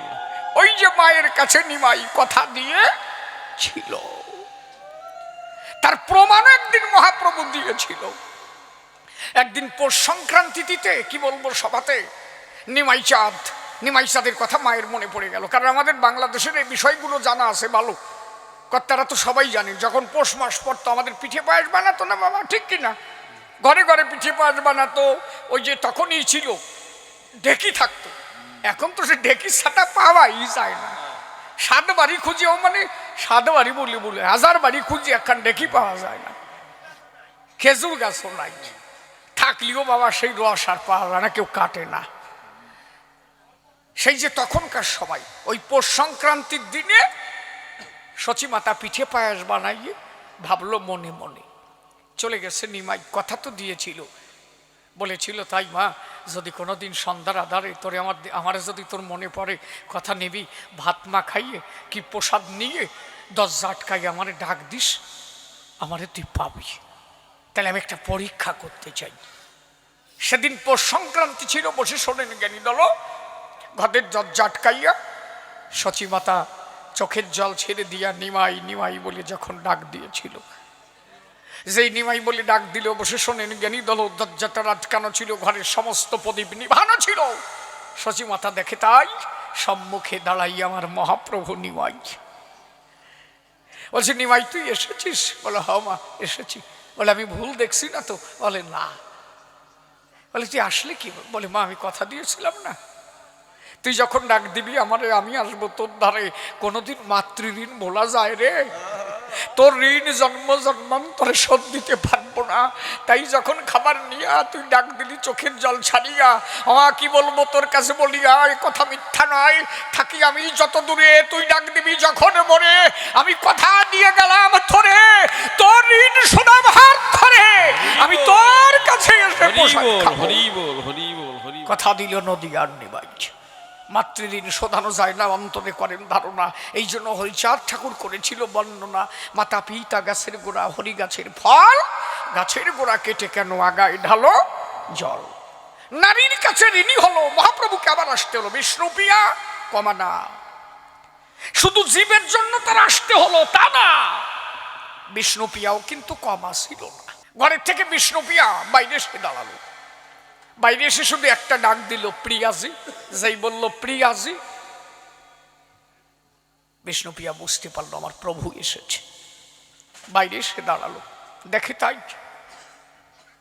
অধমুখে দাঁড়ায় আছে। নারীর স্বভাব কি বিষ্ণুপ্রিয়াকে না দেখলে বোঝা যায় না। নে তোকে হোটা কাটা হইছে, হ্যাঁ তিনজনে তো নাগুল নইছিস কোপ না, এইবার যাইয়ে বয়। ইস মানুষেরই কাটে না, নিজেরে নেয়। কি সাজিছে দেহ। না এইবার বসে পড়ো দিদি ভাই, এইবার বসে পড়ো। বিয়ে হোক, টুকটুকি একটা স্বামী হোক, বসায় পড়ায় তারে সাজাইও। হরিবল হরিবল। বসে শোনেন নারী নরে যে কথা মনে পড়ে। বিষ্ণুপ্রিয়া অধমুখে দাঁড়ায় আছে মহাপ্রভুর সম্মুখে। তা মহাপ্রভু ডাক দিয়ে বলছে, বিষ্ণুপ্রিয়া ঠাই নয়ন তোলো, একটু দেখতে চাই, কতদিন তোমার দেখি না, একটু দেখাও না। বিষ্ণুপ্রিয়া মুখ তুলছে না, সে তো অনন্য অনন্যা। বিষ্ণুপ্রিয়া বলে, তাই আমি মুখ তুললে, আমার মুখ দেখলে যদি তোমার সন্ন্যাস ভেঙে যায়। এটা হচ্ছে নারী। নারীর কারণে স্বামীর ধর্ম যেন নষ্ট হয় না। নারী এত সহজে পাওয়া যায় না, সবাই তো নারী হয় না। যিনি রামচরিত মানস লিখেছিলেন, তার স্ত্রীর নাম ছিল রত্নাবলী, একজন নারী ছিল। রামচরিত মানস লিখেছিলেন তুলসী দাস। কত বড় নারী চরিত্র জানো? শোনো, 12 বছর পর্যন্ত তুলসী দাস ওর স্ত্রীকে আনার পরে আর একদিনও বাবার বাড়ি পাঠায় নাই। এই কথা বলিস না, একদিনও বাবার বাড়ি পাঠাই নাই। মনে মনে ভাবলো, তাই যদি বাবার বাড়ি পাঠাই, মানে এত ভালোবাসতো, এক পলক না দেখে নিজে ঠিক থাকতো না, এত বড় কামুক হয়ে গেল। নারীকে এত ভালোবাসে, কি বলবো, সবা পাশে। 12 বছর পরে ওনার স্ত্রী চিঠি দিল বাবারে, বাবা আমার কথা নেও, এর কাছ থেকে আমারে নিয়ে যাও, আমি এর কাছে থাকতে চাই না। বসে শোনেন নারী নরে, এই এত কাম আকাঙ্ক্ষা পূর্ণ, আমি থাকবো না এর ধারে। 12 বছরের মধ্যে যেতে চাই না কোথাও আমারে, আমি একবার যেতে চাই তোমার ধারে, আমি আর এর কাছে থাকবো না। তুলসী দাস একটা গরুর গাড়ি করে নিতে আসলো। সেই মুহূর্তে তুলসী দাস বাড়ি ছিল না, ওই গরুর গাড়ি করে রওনা দিল। বাড়ি এসে শুনতে পেল স্ত্রী বাবার বাড়ি চলে গেল, পিছনে পিছনে দৌড়ালো। গরুর গাড়ি চলছে, তুলসী দাস পিছনে আছে, বারবার ডাক দিয়েছে, তুমি যাচ্ছ কেন? বললো, তোমার কাছে আর থাকবো না। এত কামুক কিনা, তার কাছে থাকা যায় না। 12 বছরে যেতে দিলে না কারোর ধারে, আর থাকবো না তোমার ধারে। তবে একটা কথা বলি তোমারে, যতটুকু ভালোবেসেছিলে তুমি আমারে, এর এক বিন্দু ভালোবাসা যদি দিতে শ্রীরামেরে, একদিন রামের কৃপা তোমার হতো। যদি পারো আমার কথা নাও, আজকের থেকে আমারে ভুলে গিয়ে মনোপ্রাণ দিয়ে আমারে যতটুকু ভালোবেসেছিলে, তার এক বিন্দু ভালোবাসা আমার জয়রামরে দাও, শ্রীরামকে দাও। তুমি কাশিতে চলে যাও, তোমার ওই মুখ আমার আর দেখাইও না, আমি তোমার ওই মুখ আর দেখতে চাই না। এক নারীর কারণে মানুষ সাধকও হয়। ওই যে নারী কাছে আঘাত পেল, তুলসী দাস চলে গেল, যে না আর সংসার জীবনে থাকবো না। নারী আমার ব্যথা দিল। তা যখন যায়, পিছন থেকে ওনার স্ত্রী বলেছিল, তাই বলে আমি চলে যাব, তুমি কি কোনোদিন আমার কাছে আসবে না? বলে একদিন যাব। কবে যাব? বলে যদি কোনোদিন শুনতে পারি আমার স্বামী সাধক হয়েছে, আমার স্বামী শ্রীরামের কৃপা লাভ করে সাধক হয়েছে, মনে আছে ভাবো সেই দিন গিয়ে ওই চরণে একটা প্রণাম করে জীবনের শেষ নিঃশ্বাস কাটাবো। নারী কেমন হয়? একটা নারী পারে একজন পুরুষকে সাধক তৈরি করিতে, একটা নারী পারে একজন পুরুষকে ধ্বংস করে দিতে। নারী তার বুকের শোভা দেখাইয়ে জগৎ বিভ্রান্ত করতে পারে, আবার নারী তার রসসঞ্চিত রসধারায় মৃত সঞ্জীবনী শোভা দিতে পারে যদি সাধক তার সাধনায় গ্রহণ করে। তেমন নারী হওয়া দরকার। তো এত সহজ না। অন্তরে করেন ধারণা, ওই যে চলে গেল কাশীধামে গিয়ে সাধনা করলো, 12 বৎসর সাধনার পরে রাম সীতা হনুমান এসে দাঁড়ালো সম্মুখে। তুলসীদাসের সাধনা দেখিয়া রাম সীতা হনুমান আসিয়া ডাক দিয়ে বলে, তুলসীদাসের ঠাই তুই সাধনায় সিদ্ধি লাভ করেছিস, ভয় নাই, আমরা যুগল রূপে দাঁড়াই আছি, কি যার বল দেখি মোদের ঠাই। তুলসী নয়ন মিলিয়ে দেখতে পারে রাম সীতার যুগল মিলন হয়েছে। আসলে প্রেমানন্দে তুলসী তখন আনন্দে রাম সীতার যুগল মিলন পায়। ওই যে রাম সীতার যুগল মিলন পেল, বসে শোনে জ্ঞানী দল আধ্যাত্ম শক্তি লাভ করেছিল, তারপরে কলম ধরে রামচরিত মানস লিখেছিল। তুলসীদাসের স্ত্রী ওই খবর পাওয়ার পরে 12 বছর পরে গিয়ে কাশীতে প্রণাম দিয়ে স্বামীরে ডাক দিয়ে বলে, তাই আজকের থেকে আমি তোমাকে টাইটেল দিলাম, তুমি মহর্ষি তুলসী দাস। আমি স্ত্রী হয়ে তোমার সাধুত্ব টাইটেল দিয়ে গেলাম এই জায়গায়। সহজে তো নারী হয় না, সবাই তো নারী হতে পারে না। একটা নারী 24 প্রকার 21 প্রকার হয়। ওইখানে 4টির কথা আমরা শুনি, হস্তিনী, পদ্মিনী, শঙ্খিনী আর চিত্রাণী, নাকি না? 21 প্রকার নারী। এটা বৃহৎ আলোচনা, ছেড়ে দেন, ওইদিকে যাবো না। তাহলে বিষ্ণু পিয়াজনী অধমুখে তাকাচ্ছেন তিনি। মহাপ্রভু বলেন, নয়নতল একটু দেখতে চাই। বলে না, তুলব না। আমি যদি দেখাই, যদি তোমার সন্ন্যাস ভেঙে যায়। বলে সন্ন্যাস না, তাকাও না একবার দেখি, কতদিন তোমার দেখি না। সজল নয়নে বিশ্বপিয়া তাকালো মহাপ্রভুর পানে। নারী কেমন হয়? বলতে আমার কাছে কিছু চাও না? না, কিছু চাও না। 24 বছর বয়সে তোমার ছেড়ে গিয়েছি, 48 বছর বয়সে তোমার কাছে এলাম, আমার কাছে কিছু চাও না? বলে না। বলে জীবন ভরে তো তোমার কিছু দিতে পারলাম না, কিছু চেয়ে নাও, কিছু দিয়ে যাই। বলে যে আমার হৃদয়ের পাখি, যারে সদা সর্বদা আমার হৃদয় মন্দিরে দেখি, তার কাছে আবার কিছু চাওয়া লাগে নাকি? কি মধুর লীলা না? ডাক দিয়ে বলছে, তাই তবুও কিছু চাও? বলে তাহলে যদি এত দেওয়ার বাসনা, খরম দুখানি দাও। তুমি যে দুটো খরমের পরে চরণ রাখিয়া দাঁড়াই আছো, পারো তো খরম দুখানি দাও। মনে আছে ভাবো, যদি সন্ধ্যার আধারে তোমারে আমার দেখতে ইচ্ছা করে, আমি ওই খরম দুখানি বেদিকার পরে রেখে দেব। আমার কথা নিও, যদি কখনো দেখতে ইচ্ছা করে, যখন ডাক দেব তোমারে, তুমি আমার স্বামী হয়ে এসো না, আমার স্বামী হয়ে তুমি সেদিন এসো না। আমার কথা নিও, জীব উদ্ধার করতে যে শ্রীকৃষ্ণ চৈতন্য রূপ ধরে জগৎ উদ্ধার করেছ, আমি যখন ডাক দেব তোমারে, তুমি খরমের পরে সেদিন চৈতন্য মহাপ্রভু হয়ে সেদিন আমার খরমের পরে দাঁড়াইও, আমি পরাণ ভরে তোমার রূপ মাধুরী দর্শন করব। এই যে বিষ্ণু পিয়ার কাছে ধরা পড়ে গেল। মহাপ্রভু ডাকতে বলল, তাই কোন জন্মে শান্তি দিতে পারি নাই, শুধু দুঃখই দিয়ে গেলাম। ছিলে সীতা, পেলে ব্যথা, ছিলে রাধা, পেলে বাধা, হলে বিষ্ণু পিয়া, জন্ম গেল কান্দিয়া, কোন জন্মে তুমি শান্তি পাও নাই। তাই এবার আমার মনে আছে, ভাবো তোমারে শান্তি মাতা বানাইয়া লোচন প্রামাণিকের ঘরে তোমারে নেব, আমি স্বয়ং হরি হরি হয়ে অবতীর্ণ হব। কোনদিন তুমি শান্তি পাও নাই মনে, এবার ভাবি তাই তোমাকে শান্তি নিতে ওরা কান্দি অবতীর্ণ হব। জয় হরি বল, হরি বলে প্রেমানন্দে বাহু তুলে সেই দিনে শান্তি হরির যুগল মিলন জগতে ঘটাবো। এই জীব উদ্ধার করবার তরে মাতা পিতা স্ত্রী সকলের মনোবাসকামনা পূর্ণ করবার তরে পূর্ণ ব্রহ্ম হরিচাঁদ এসেছিল ওরা কান্দির বাজারে। কথা বোঝা গেছে বাবা নাকি? কম সময় তো ভালো না, বহু সভা দাঁড়াইছি, এন কতটুক কি কবেন সেইটি বিষয়। আমার একটা গল্প মনে পড়ে, আমার সাথে একজন দোতারা বাজাতোর নাম হলো নিরোধী গোসাই। ও সে নেটাই নয় নাকি তার তো ঠিক নাই, বুঝলে? তো নিরতি গোসাই উনি, আমি একবার মালদা গানে যাচ্ছি, এটা গল্প না সত্যি কথা, খুব রসিক মানুষ নিরোদ। তো আমি মালদা গানে যাচ্ছি, ওই নিরোদা আমার বলছে, দাদা আমার বউটা মাঝে মাঝে আমারে কয় আমারে যদি একটু নিয়ে যাই। আমি বললাম, দাদা গাড়িতে তো জায়গা নাই, আমরা পরে যাই, তুমি আগে আগে বাসে চলে যাও, তোমার আত্মীয় বাড়ি ঘুরিয়ে বেড়াও, পরে যে জায়গায় গান হবে খবর দেবো, এসে গান গাও। উনি আগে আগে রওনা দিল। যেদিন রানাঘাটের এক্সপ্রেস বাসে উঠলো, কেবল বাসে উঠিস, এক্সপ্রেস বাস বোঝো তো, একবার ছেড়ে দিলি সহজে দাঁড়ায় না, কি তাই না? অন্তত ঘন্টা খানিক তো চলবে, 1 ঘন্টা 2 ঘন্টা 3 ঘন্টা পরে একটা স্টপেজ দেয়। যেই ছাড়িয়ে দেশে দেখবা গ্রামে গ্রামে এরকম অনেক মানুষ আছে যাকে একটু ঝড়, যেই ঝড় ছাড়িয়ে দিলি আগা চাপে, এরকম আছে না? একটু বৃষ্টি হলি মানে গুরুম দিলি কাজে আমার আগা আছে,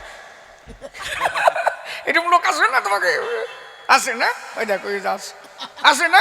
উড়িস হালুয়া আছে, তুমি হাতায় দেখো গিয়া ভয় দেখ, ভয়ে পড়লি এই ভয়।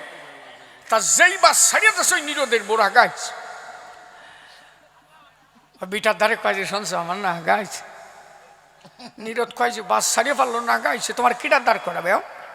কন্ট্রাক্টারে কোয়া যায় চাপিয়ে রাখো, ঘন্টা খানিক যাক, তারপরে আমি কমানি, দাদা বউটা রাগাইছে, এটা আগাই নিস।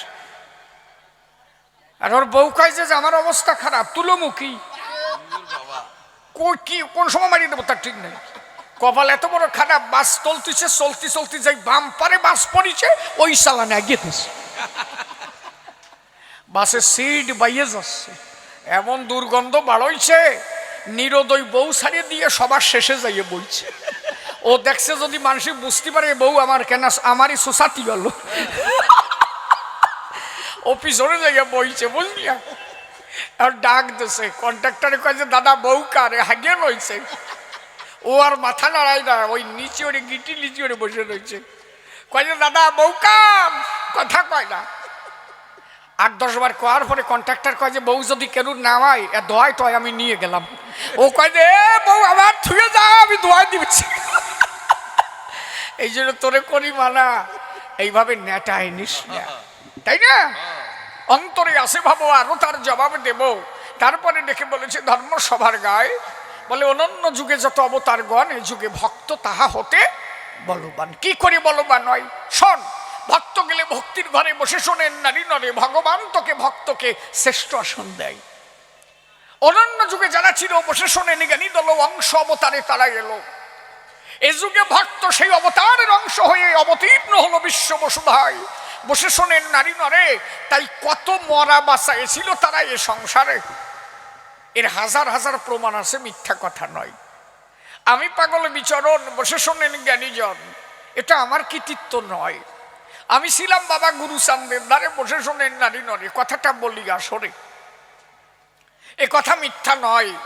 বসে শোনেন জ্ঞানী দলে, কি বলবো সভাতলে, আমার কথা আমি বললে তাতে একটু দোষ এসে আমার ঘরে দাঁড়ায়, তাই না? একদিন গোলক পাগল যিনি, বসে শোনেন জ্ঞানী গুণী, বল হরি বলে রাস্তা দিয়ে চলছেন তিনি।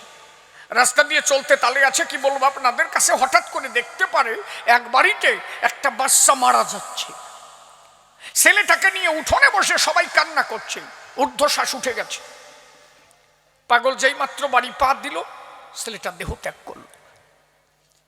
ওরা গিয়ে পাগলকে জলায় ধরি, ভাত পাও ধরে বলে, তাই পাগল আমার কথা নিবা, ছেলেটার একটু জীবন দিবা, তোমার কৃপা পেলে যদি আমার ছেলে জীবন ফিরে পায়। কারণ গোলকের মহিমা সে তো নয় কমা, উর্দণ্ড কীর্তন করত গোলক সর্বদাই। বসে শোনেন নারী নরে, জয় হরি বল গৌর হরি বলে আনন্দ ভরে গোলক আমার কীর্তন করিত সর্বদাই। গোলক ডাক দিয়ে বলল, আমার তাই কি হয়েছে তো চলে? বলে মরিয়া গেছে না বাইসে আছে আমরা বলতে পারবো না, কিন্তু আসলে মরে নাই, মরা মরা অবস্থা প্রায়। পাগল যেই ধারে গেল, বসে শোনেন জ্ঞানী দল, ওই ঠেং ধরিয়ে ফাঁসাদ দিয়ে মারিয়ে দিল। এক পাশার দিল, মরবে সেই অবস্থার যাইয়ে যদি আর এক পাশার দেখ, কাউ সে সাঁতার মারছে। এর যারা ওই বাড়ির লোক, তারা তাদের থাকলো আলাদা চোখ, চল মরিয়ে যাচ্ছে, আমরা মরি কান দিয়ে জ্বালাই, এ কারে আছি তো ফাঁসটাই মারিয়ে ফেললো। ওরা এবার দাবর দিল, গোলক পাগল যে দাবর দিছে, কি বলবো আপনাদের কাছে, পাগলের খেলা কয়জন বোঝে বিশ্ব মাঝে। পাগল ওই কাঁচা দিয়ে দৌড় আরম্ভ করেছে। দৌড় দিয়ে গেল বাবা হরিচাঁদের ঠাই। ঠাকুর ওরা কান্দি বসে আছে, কি বলবো আপনাদের কাছে। ঠাকুরের পিছনে দাঁড়াইয়ে ডাক দিয়ে বলছে, বাবা দেখো বড় আমার দাবত দিছে, আমি না কিচ্ছু করি নাই, খালি খালি আমার দাবলাচ্ছে। ঠাকুর কয় যে মানুষ খালি খালি তোমার দাবলাইছে, দেই তুমি কি করিস, ওরা আইসে নখ। ওরা যেই ধারে গেল সবাই গিয়ে ঠাকুরের পা জড়ায় ধরে কাঁদতে থাকলো। বাবা কি বলবো, তোমার ঠাই, তোমার পাগল ভেবে আমরা ঘরে নিলাম ওরে, যাতে ছেলেটা বাঁচিয়ে যায়। আমাকে সলটা একটু বাঁচিয়েছিল, ও ঠেং ধরে ভাষার দিয়ে মারিয়ে ফেললো। আর কয় যে আমি কিচ্ছু করি নাই। কাজে গেল কি কয় ওরা, বলো আমি কিছু করি নাই। কিছু করিস নাই, ঠেং ধরে ভাষার দিচ্ছিস, পরে সল মারিছিস, কিছু করিস নাই। কয় বাবা আমি কিচ্ছু করি নাই। বলে আবার মিথ্যা বলিস, কথা নিস, সত্য বাক্য প্রকাশ করিস। গোলক বলে তাই আমি ফাঁসাদ দিছি, ওই ফাঁসাদটা তুমি দাও নাই। যখন গেলাম ওই ছেলের দ্বারে, তুমি তো বললে আমারে গোলক দে ফাঁসাদ দেও রে, তুমি যখন যা করাও মোরে আমি তো তাই করি সংসারে। তুমি যেমন নাচাও তেমন নাচি, যেমন বলাও তেমনি বলি, যেমন চলাও তেমনি চলি, তাই তো মুখেও হরি বলি। তুমি বিনে জগতে বান্ধব নাই, তোমার নাম নিয়ে আনন্দ ভরে নৃত্য করি সংসারে। তোমার কথা মনে পড়ে আমি পাসাদ দিছি ওই জায়গায়, তাতে আমার দোষ কোন জায়গায়? তুমি কইছো তার পাসাদ দিছি, আমার দোষ কোন জায়গায়? ঠাকুর বলে তাই, তাহলে আমি কইছি না? ওদের কাছে বলে তাই, শোনো ওই ফাঁসারটা আমার গোলক দেয় নাই, আমি ওরে কইছি। আমার গোলক যখন যা করে আমি করি, নিজে থেকে দাঁড়াই ওই সংসারে। ভক্তের মধ্যে আমি থাকি সর্বদাই, কারণ ভক্তের কাছে আমি বাধা। তাই তো ভক্ত আর আমি আধা আধা। ভক্তের নামে আমার মাসি সাধা, মনে রেখো তাই। বলে মনে রেখো তাই, এ কথা মিথ্যা নয়। ওই ছেলে গোলকের হাতে মরিয়ে গেল, তাই আবার নূতন জীবন ফিরিয়ে পাবে, নইলে ওরে নূতন যাওয়ার ক্ষমতা কারণ আজ। কপাল ভালো যে হরি ভক্ত ওই মুহূর্তে তোমার বাড়ি গিয়েছিল। ডাক দিয়ে বলে ঠাকুর তখন গোলকের ঠাই, গোলক তুই কথা নিবি, যে ছেলে বাড়ি আইছিস তাড়াতাড়ি বাঁচাই দিবি, যা আমার কথা নে, তাড়াতাড়ি ওর কানে হরিধ্বনি দিয়ে ওর জীবন দান করে দিই। সঙ্গে সঙ্গে গোলক আবার কাছা দিয়ে দৌড়ে গেল, বসে শোনেন জ্ঞানী দল। ওই ছেলেকে হাতে নিয়ে জয় হরি বল, হরি বলিয়া জয় হরি বল, গৌর হরি বল বলে যখন কানে ফুৎকার দিল, মরা দেহে জীবন পেল, প্রেমানন্দে হরি বল। তাহলে ভেবে দেখেন, তাই ভক্ত উপরে যেতে পারে তার ভক্তির দ্বারাই। কথা বোঝা গেছে বাবা? আরে পরিষ্কার কথা, আর বেজাল নাই। আর ও সাটা কি কয়, ও কয় তাই কয়। একজন সাটাম সারছে চলে, মানে ও সাটাম সারার জায়গা পাই নাই। দুই বাবাটা স্নান করতে গেছে, চলে বাবার কাছে করছে, বাবা কি দেখো, এই বাবা করছে চলের দ্বারে, খোকা চাইয়ে দেখ 7 সমুদ্র 13 নদীর উপর একটা দম্মের শ্বাস শুয়ে রয়েছে। ছেলে ভাবতেছে দেখছো আজকে সাটাম সারার জায়গা পাই নাই, আমার দ্বারে সারিছে। মানুষ একটা সমুদ্রের একুল উকুল দেখে না, আর আমার বাবা 7 সমুদ্র দেখে। তারপরে বলে ও পারে সার শুয়ে রয়েছে।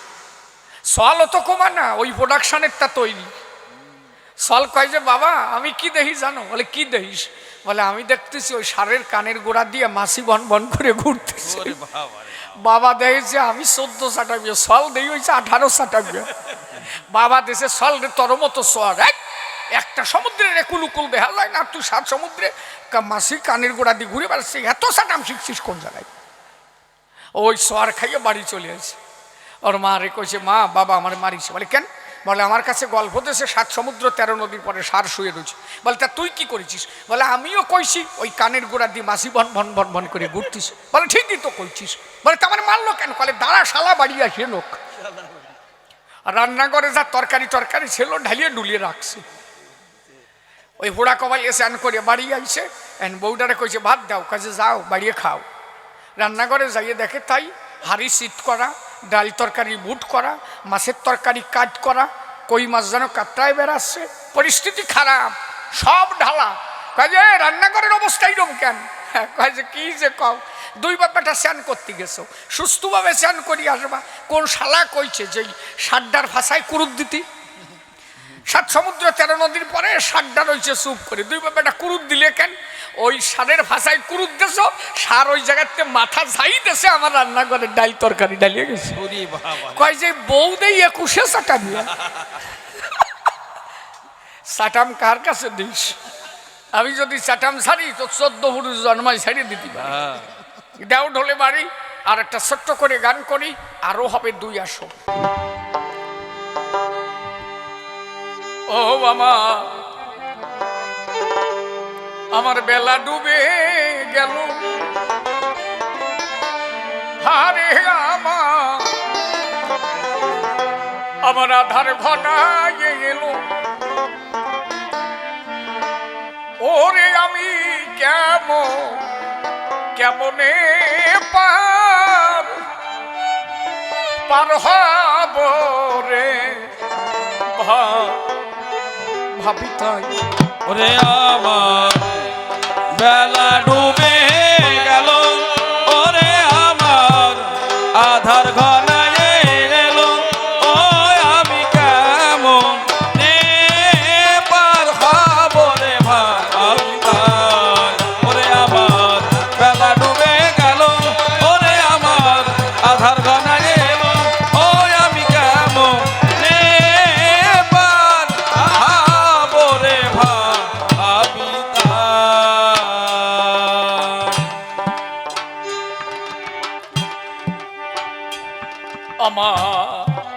আমার বেলা ডুবে গেল, ওরে আমার আধার ঘনায় গেল। ওরে আমি কেমনে রে ভাবি তাই। ওরে আমার বেলা ডুবে গেল, ওরে আমার আধার ঘনায় এলো। ও আমি কেমনে পার হব রে ভাবি তাই।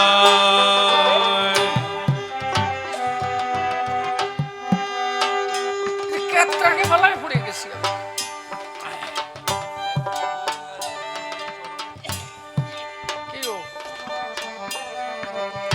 জ্ঞানানন্দী সরকার লিখেছে, এরপর ঠিক করে জ্ঞানানন্দী সরকার লিখেছে, আমার দিন গেল বেলা, কাল গেল সারো খেলা, আমি কার নৌকায় উঠিব ভাবিতে।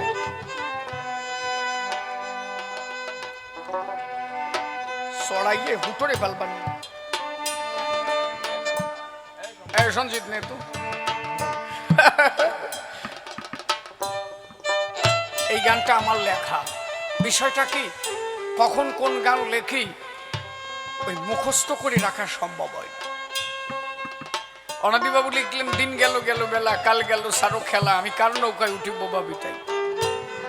আর আমি লিখলাম, বেলা ডুবে গেল, আধার ঘনায় এলো, আমি কেমনে পার হব।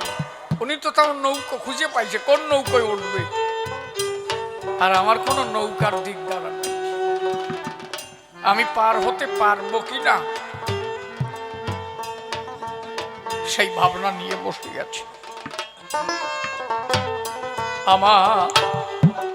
আমার বেলা ডুবে গেল, ওরে আমার আধার ঘনায় এলো। ওরে আমি কেমনে পার হব রে ভাবি তাই।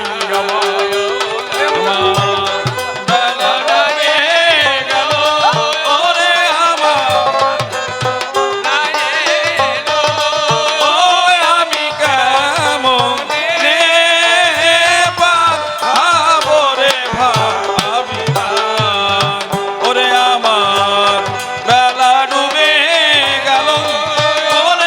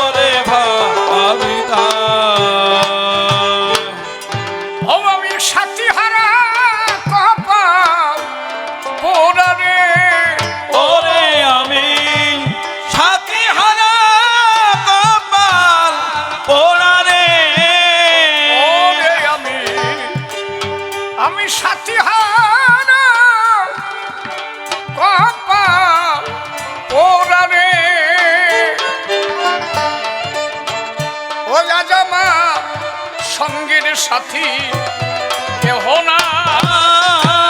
আমি কেমন পার হব রে ভাবি তাই। ওরে আমার বেলা ডুবে গেল, ওরে আমার আধার ঘনায় এলো, ও আমি কেমন পার হব রে ভাবি তাই। ওরে কত খেলা কত খেলা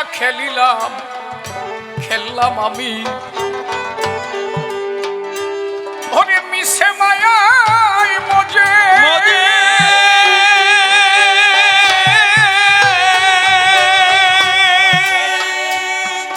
এখনো সবাই ছেড়ে গেছে আমায় রে। এরা আমার বিপদ বুঝে আমি কত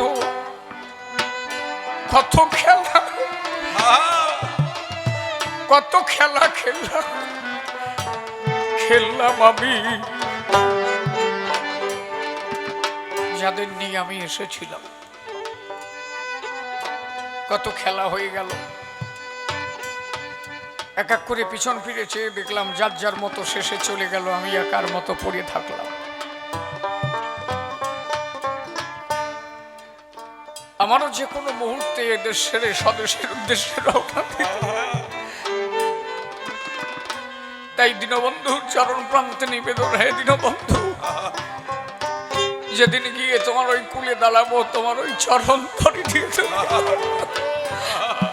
সেদিন যেন তোমার ওই সুবল হরি হরি বল, হরি বল।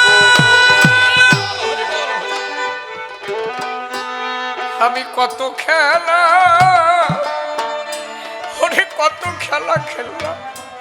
খেললাম আমি। এই গান একদিন আমার মা শুনে আমার মধ্যে শিশির রে, সেই কথাগুলো আমার মনে পড়ে গেল। বলো শিশির, তোর দিদিমা তখন বেঁচে আছে, বলি তোরা 7 ভাই বোন হয়ে গেছিস। আমি তখনও তোর মামা বাড়ি যদি যেতাম, তোর দিদা খবর পেয়ে আগের দিন রাত্রে যা রান্না হতো তাই বাটিতে লুকোই আমার জন্য রেখে দিত। মেয়ে আসতেছে, আমি মার হাত ধরে গেছি। তো আমরা 7টা ভাই বোন। যাওয়ার পরেও দিদিমা কত কি জানো, আমাকে বলতো, শোনো তোমরা কয় ভাই বোন খেলা করে বেরো, আজকের এই 2-3 দিন তোমার মারে জ্বালাবা না, কিন্তু তোমরা যেমন তারে মা খাও, ও কিন্তু আমারও মাইয়া। আর মারে বলতো কি, এই কয়দিন কোনো কাজে হাত দিবা না বাবা, তুমি আইছো সংসারে কত কষ্ট করো, মার কাছে আইছো, এই কয়দিন তুমি ঘরে চুপ করে থাকো, আমি খাটাই তোমার খাবো। সমস্ত খাটনি খেটে খেটে দিদিমা মারে যত্ন করে খাওয়াতো। আমি নিজে দেখেছি, মারে যখন আমাদের মামা বাড়ি অনেক গাই গরু ছিল, তো মা যখন ভাত খেত, ওই ছোটবেলা থেকে যত সময় এই পর্যন্ত দুধে হাত না ডুবতো আমার মা ভাত খেত না। দিদিমারে দেখছি ওই পর্যন্ত দুধ দিয়ে হাত ঢুকাই দিয়েছে, তারপরে আমার মা ভাত খাইছে।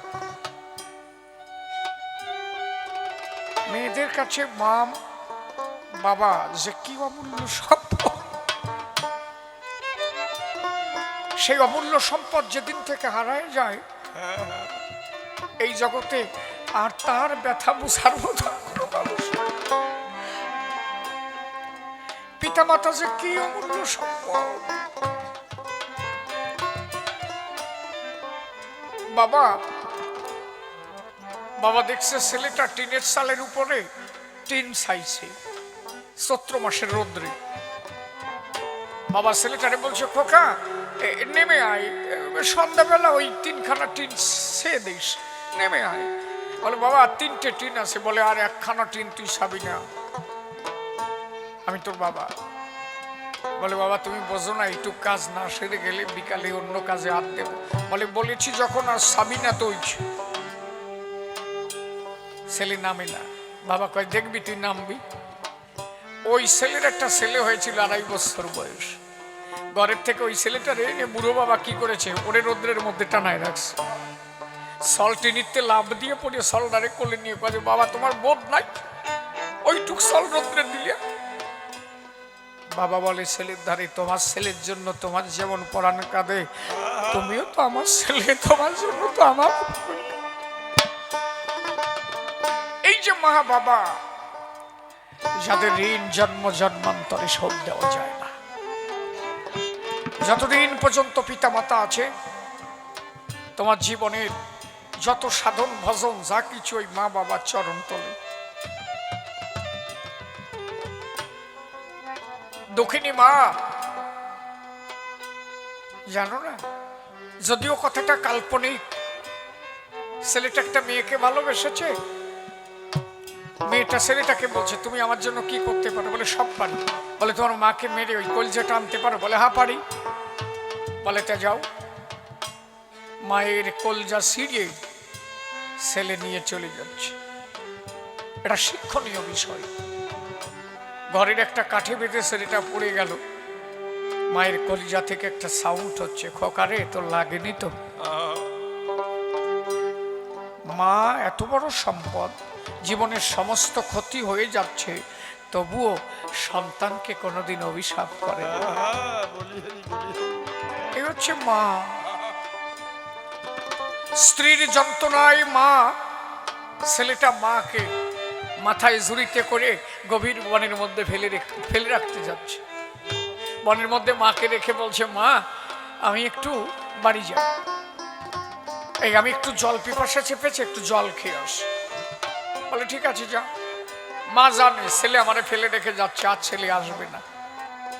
হঠাৎ করে একটা কালবৈশাখী ঝড় এলো।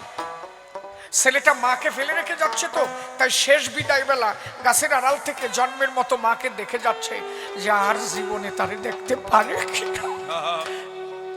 ওই গাছের আড়াল থেকে একবার মায়ের দিকে তাকায় আছে। হঠাৎ করে বিদ্যুতের ঝলক, বিদ্যুৎ হচ্ছে, বজ্র বিদ্যুৎ পড়ছে।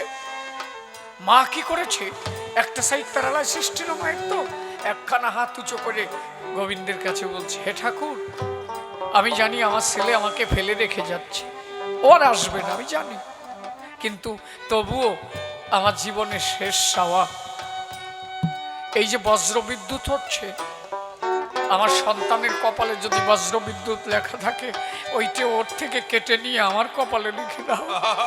আমার সন্তান যেন ভালোভাবে বাড়ি যায়, ওর মাথায় যেন মা জানে ছেলে চলে যাচ্ছে, তবুও মা কখনো ছেলেকে অভিশাপ করে না। পৃথিবীতে মায়ের উপরে আর কোনো দরদি হয় না। সেই মায়ের সংসারে কত খেলা খেলেছি, যার যার মতো শেষে চলে গেল। আজকে আমি একা হয়ে গেলাম। আমি কত খেলা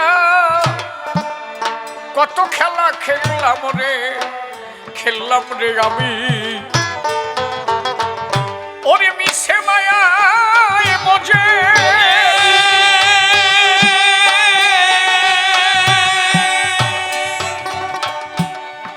এখনো সবাই আমায় ছেড়ে গেছে রে, ওরে আমার বিপদ বুঝে। ওরে দেখি কেউ নাই আমার আগে পাশে রে, ও দেখি রূপধ্বনি হরিব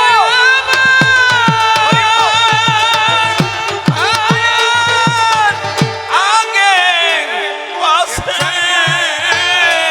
ওরে আমি কার কাছে গিয়ে দাদা আমি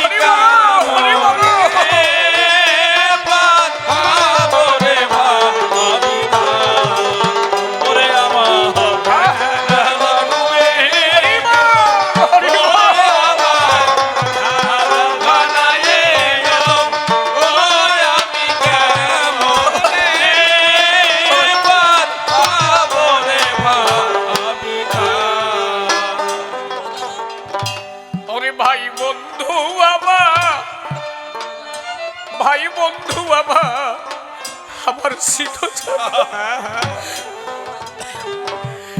ওরে তারা আমায় ছেড়ে গেছে।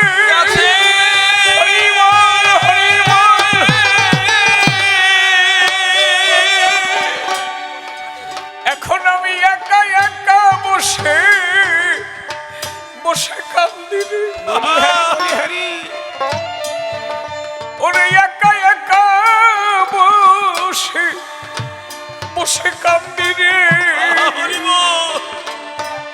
আমি দাঁড়াবো কাছে। ওরে তারা যার সারা সেরে গেছে রে।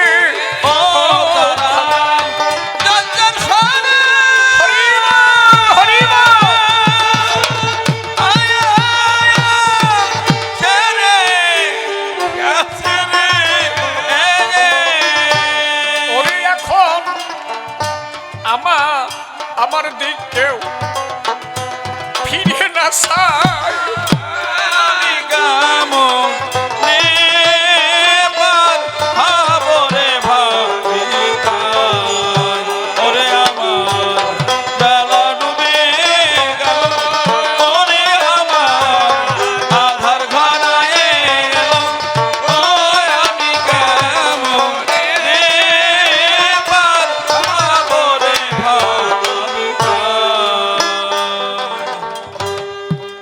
ও এই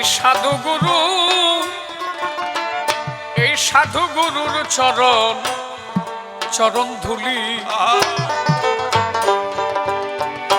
আমার ভব পারে খরি।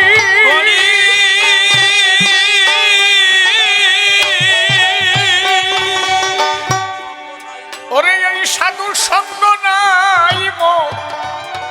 নাই আমার ভাগ্যে রে। মিশে মায়ায় পড়ি। ও সবাই দেও আমায় চরণ ধুলি রে। ও হরিবা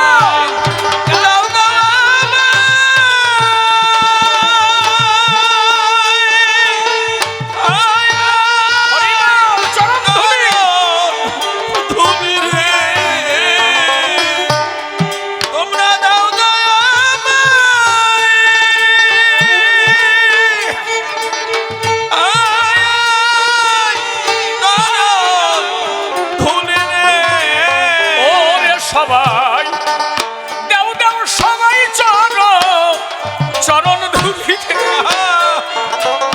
ওরে ভাবে আমি অভাগা এক অভাগা আমি কেমন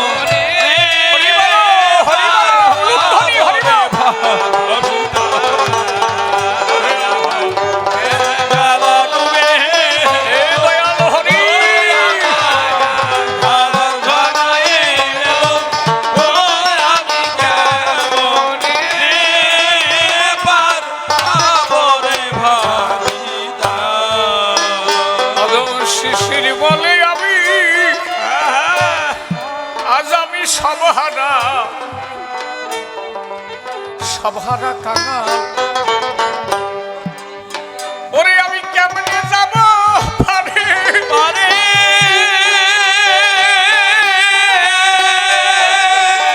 ওরে ভক্ত চরণ ধুলি দিয়ে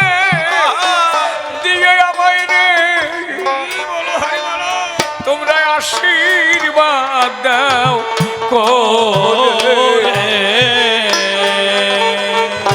ওরে জানো এই ধুলিতে হয় পারের করি। ও জানো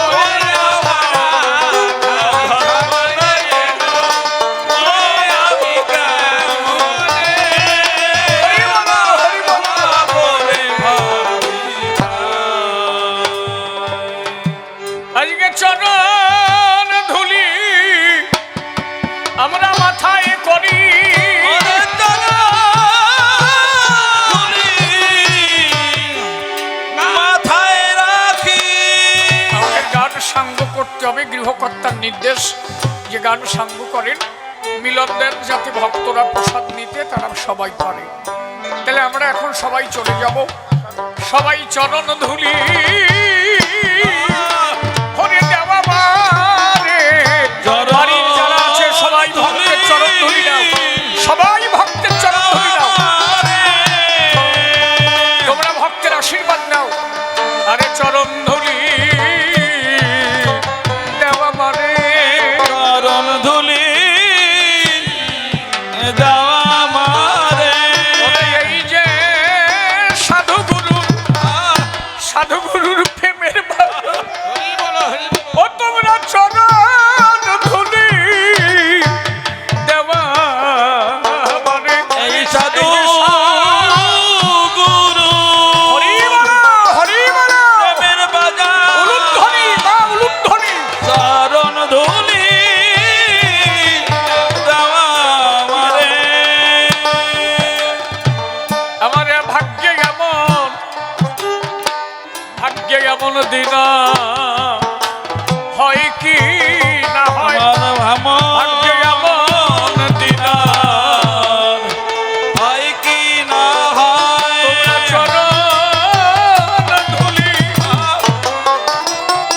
চরণ ধুলি দাও গো আমার। ভাগ্যে এমন দিন আমার হয় কি না হয়।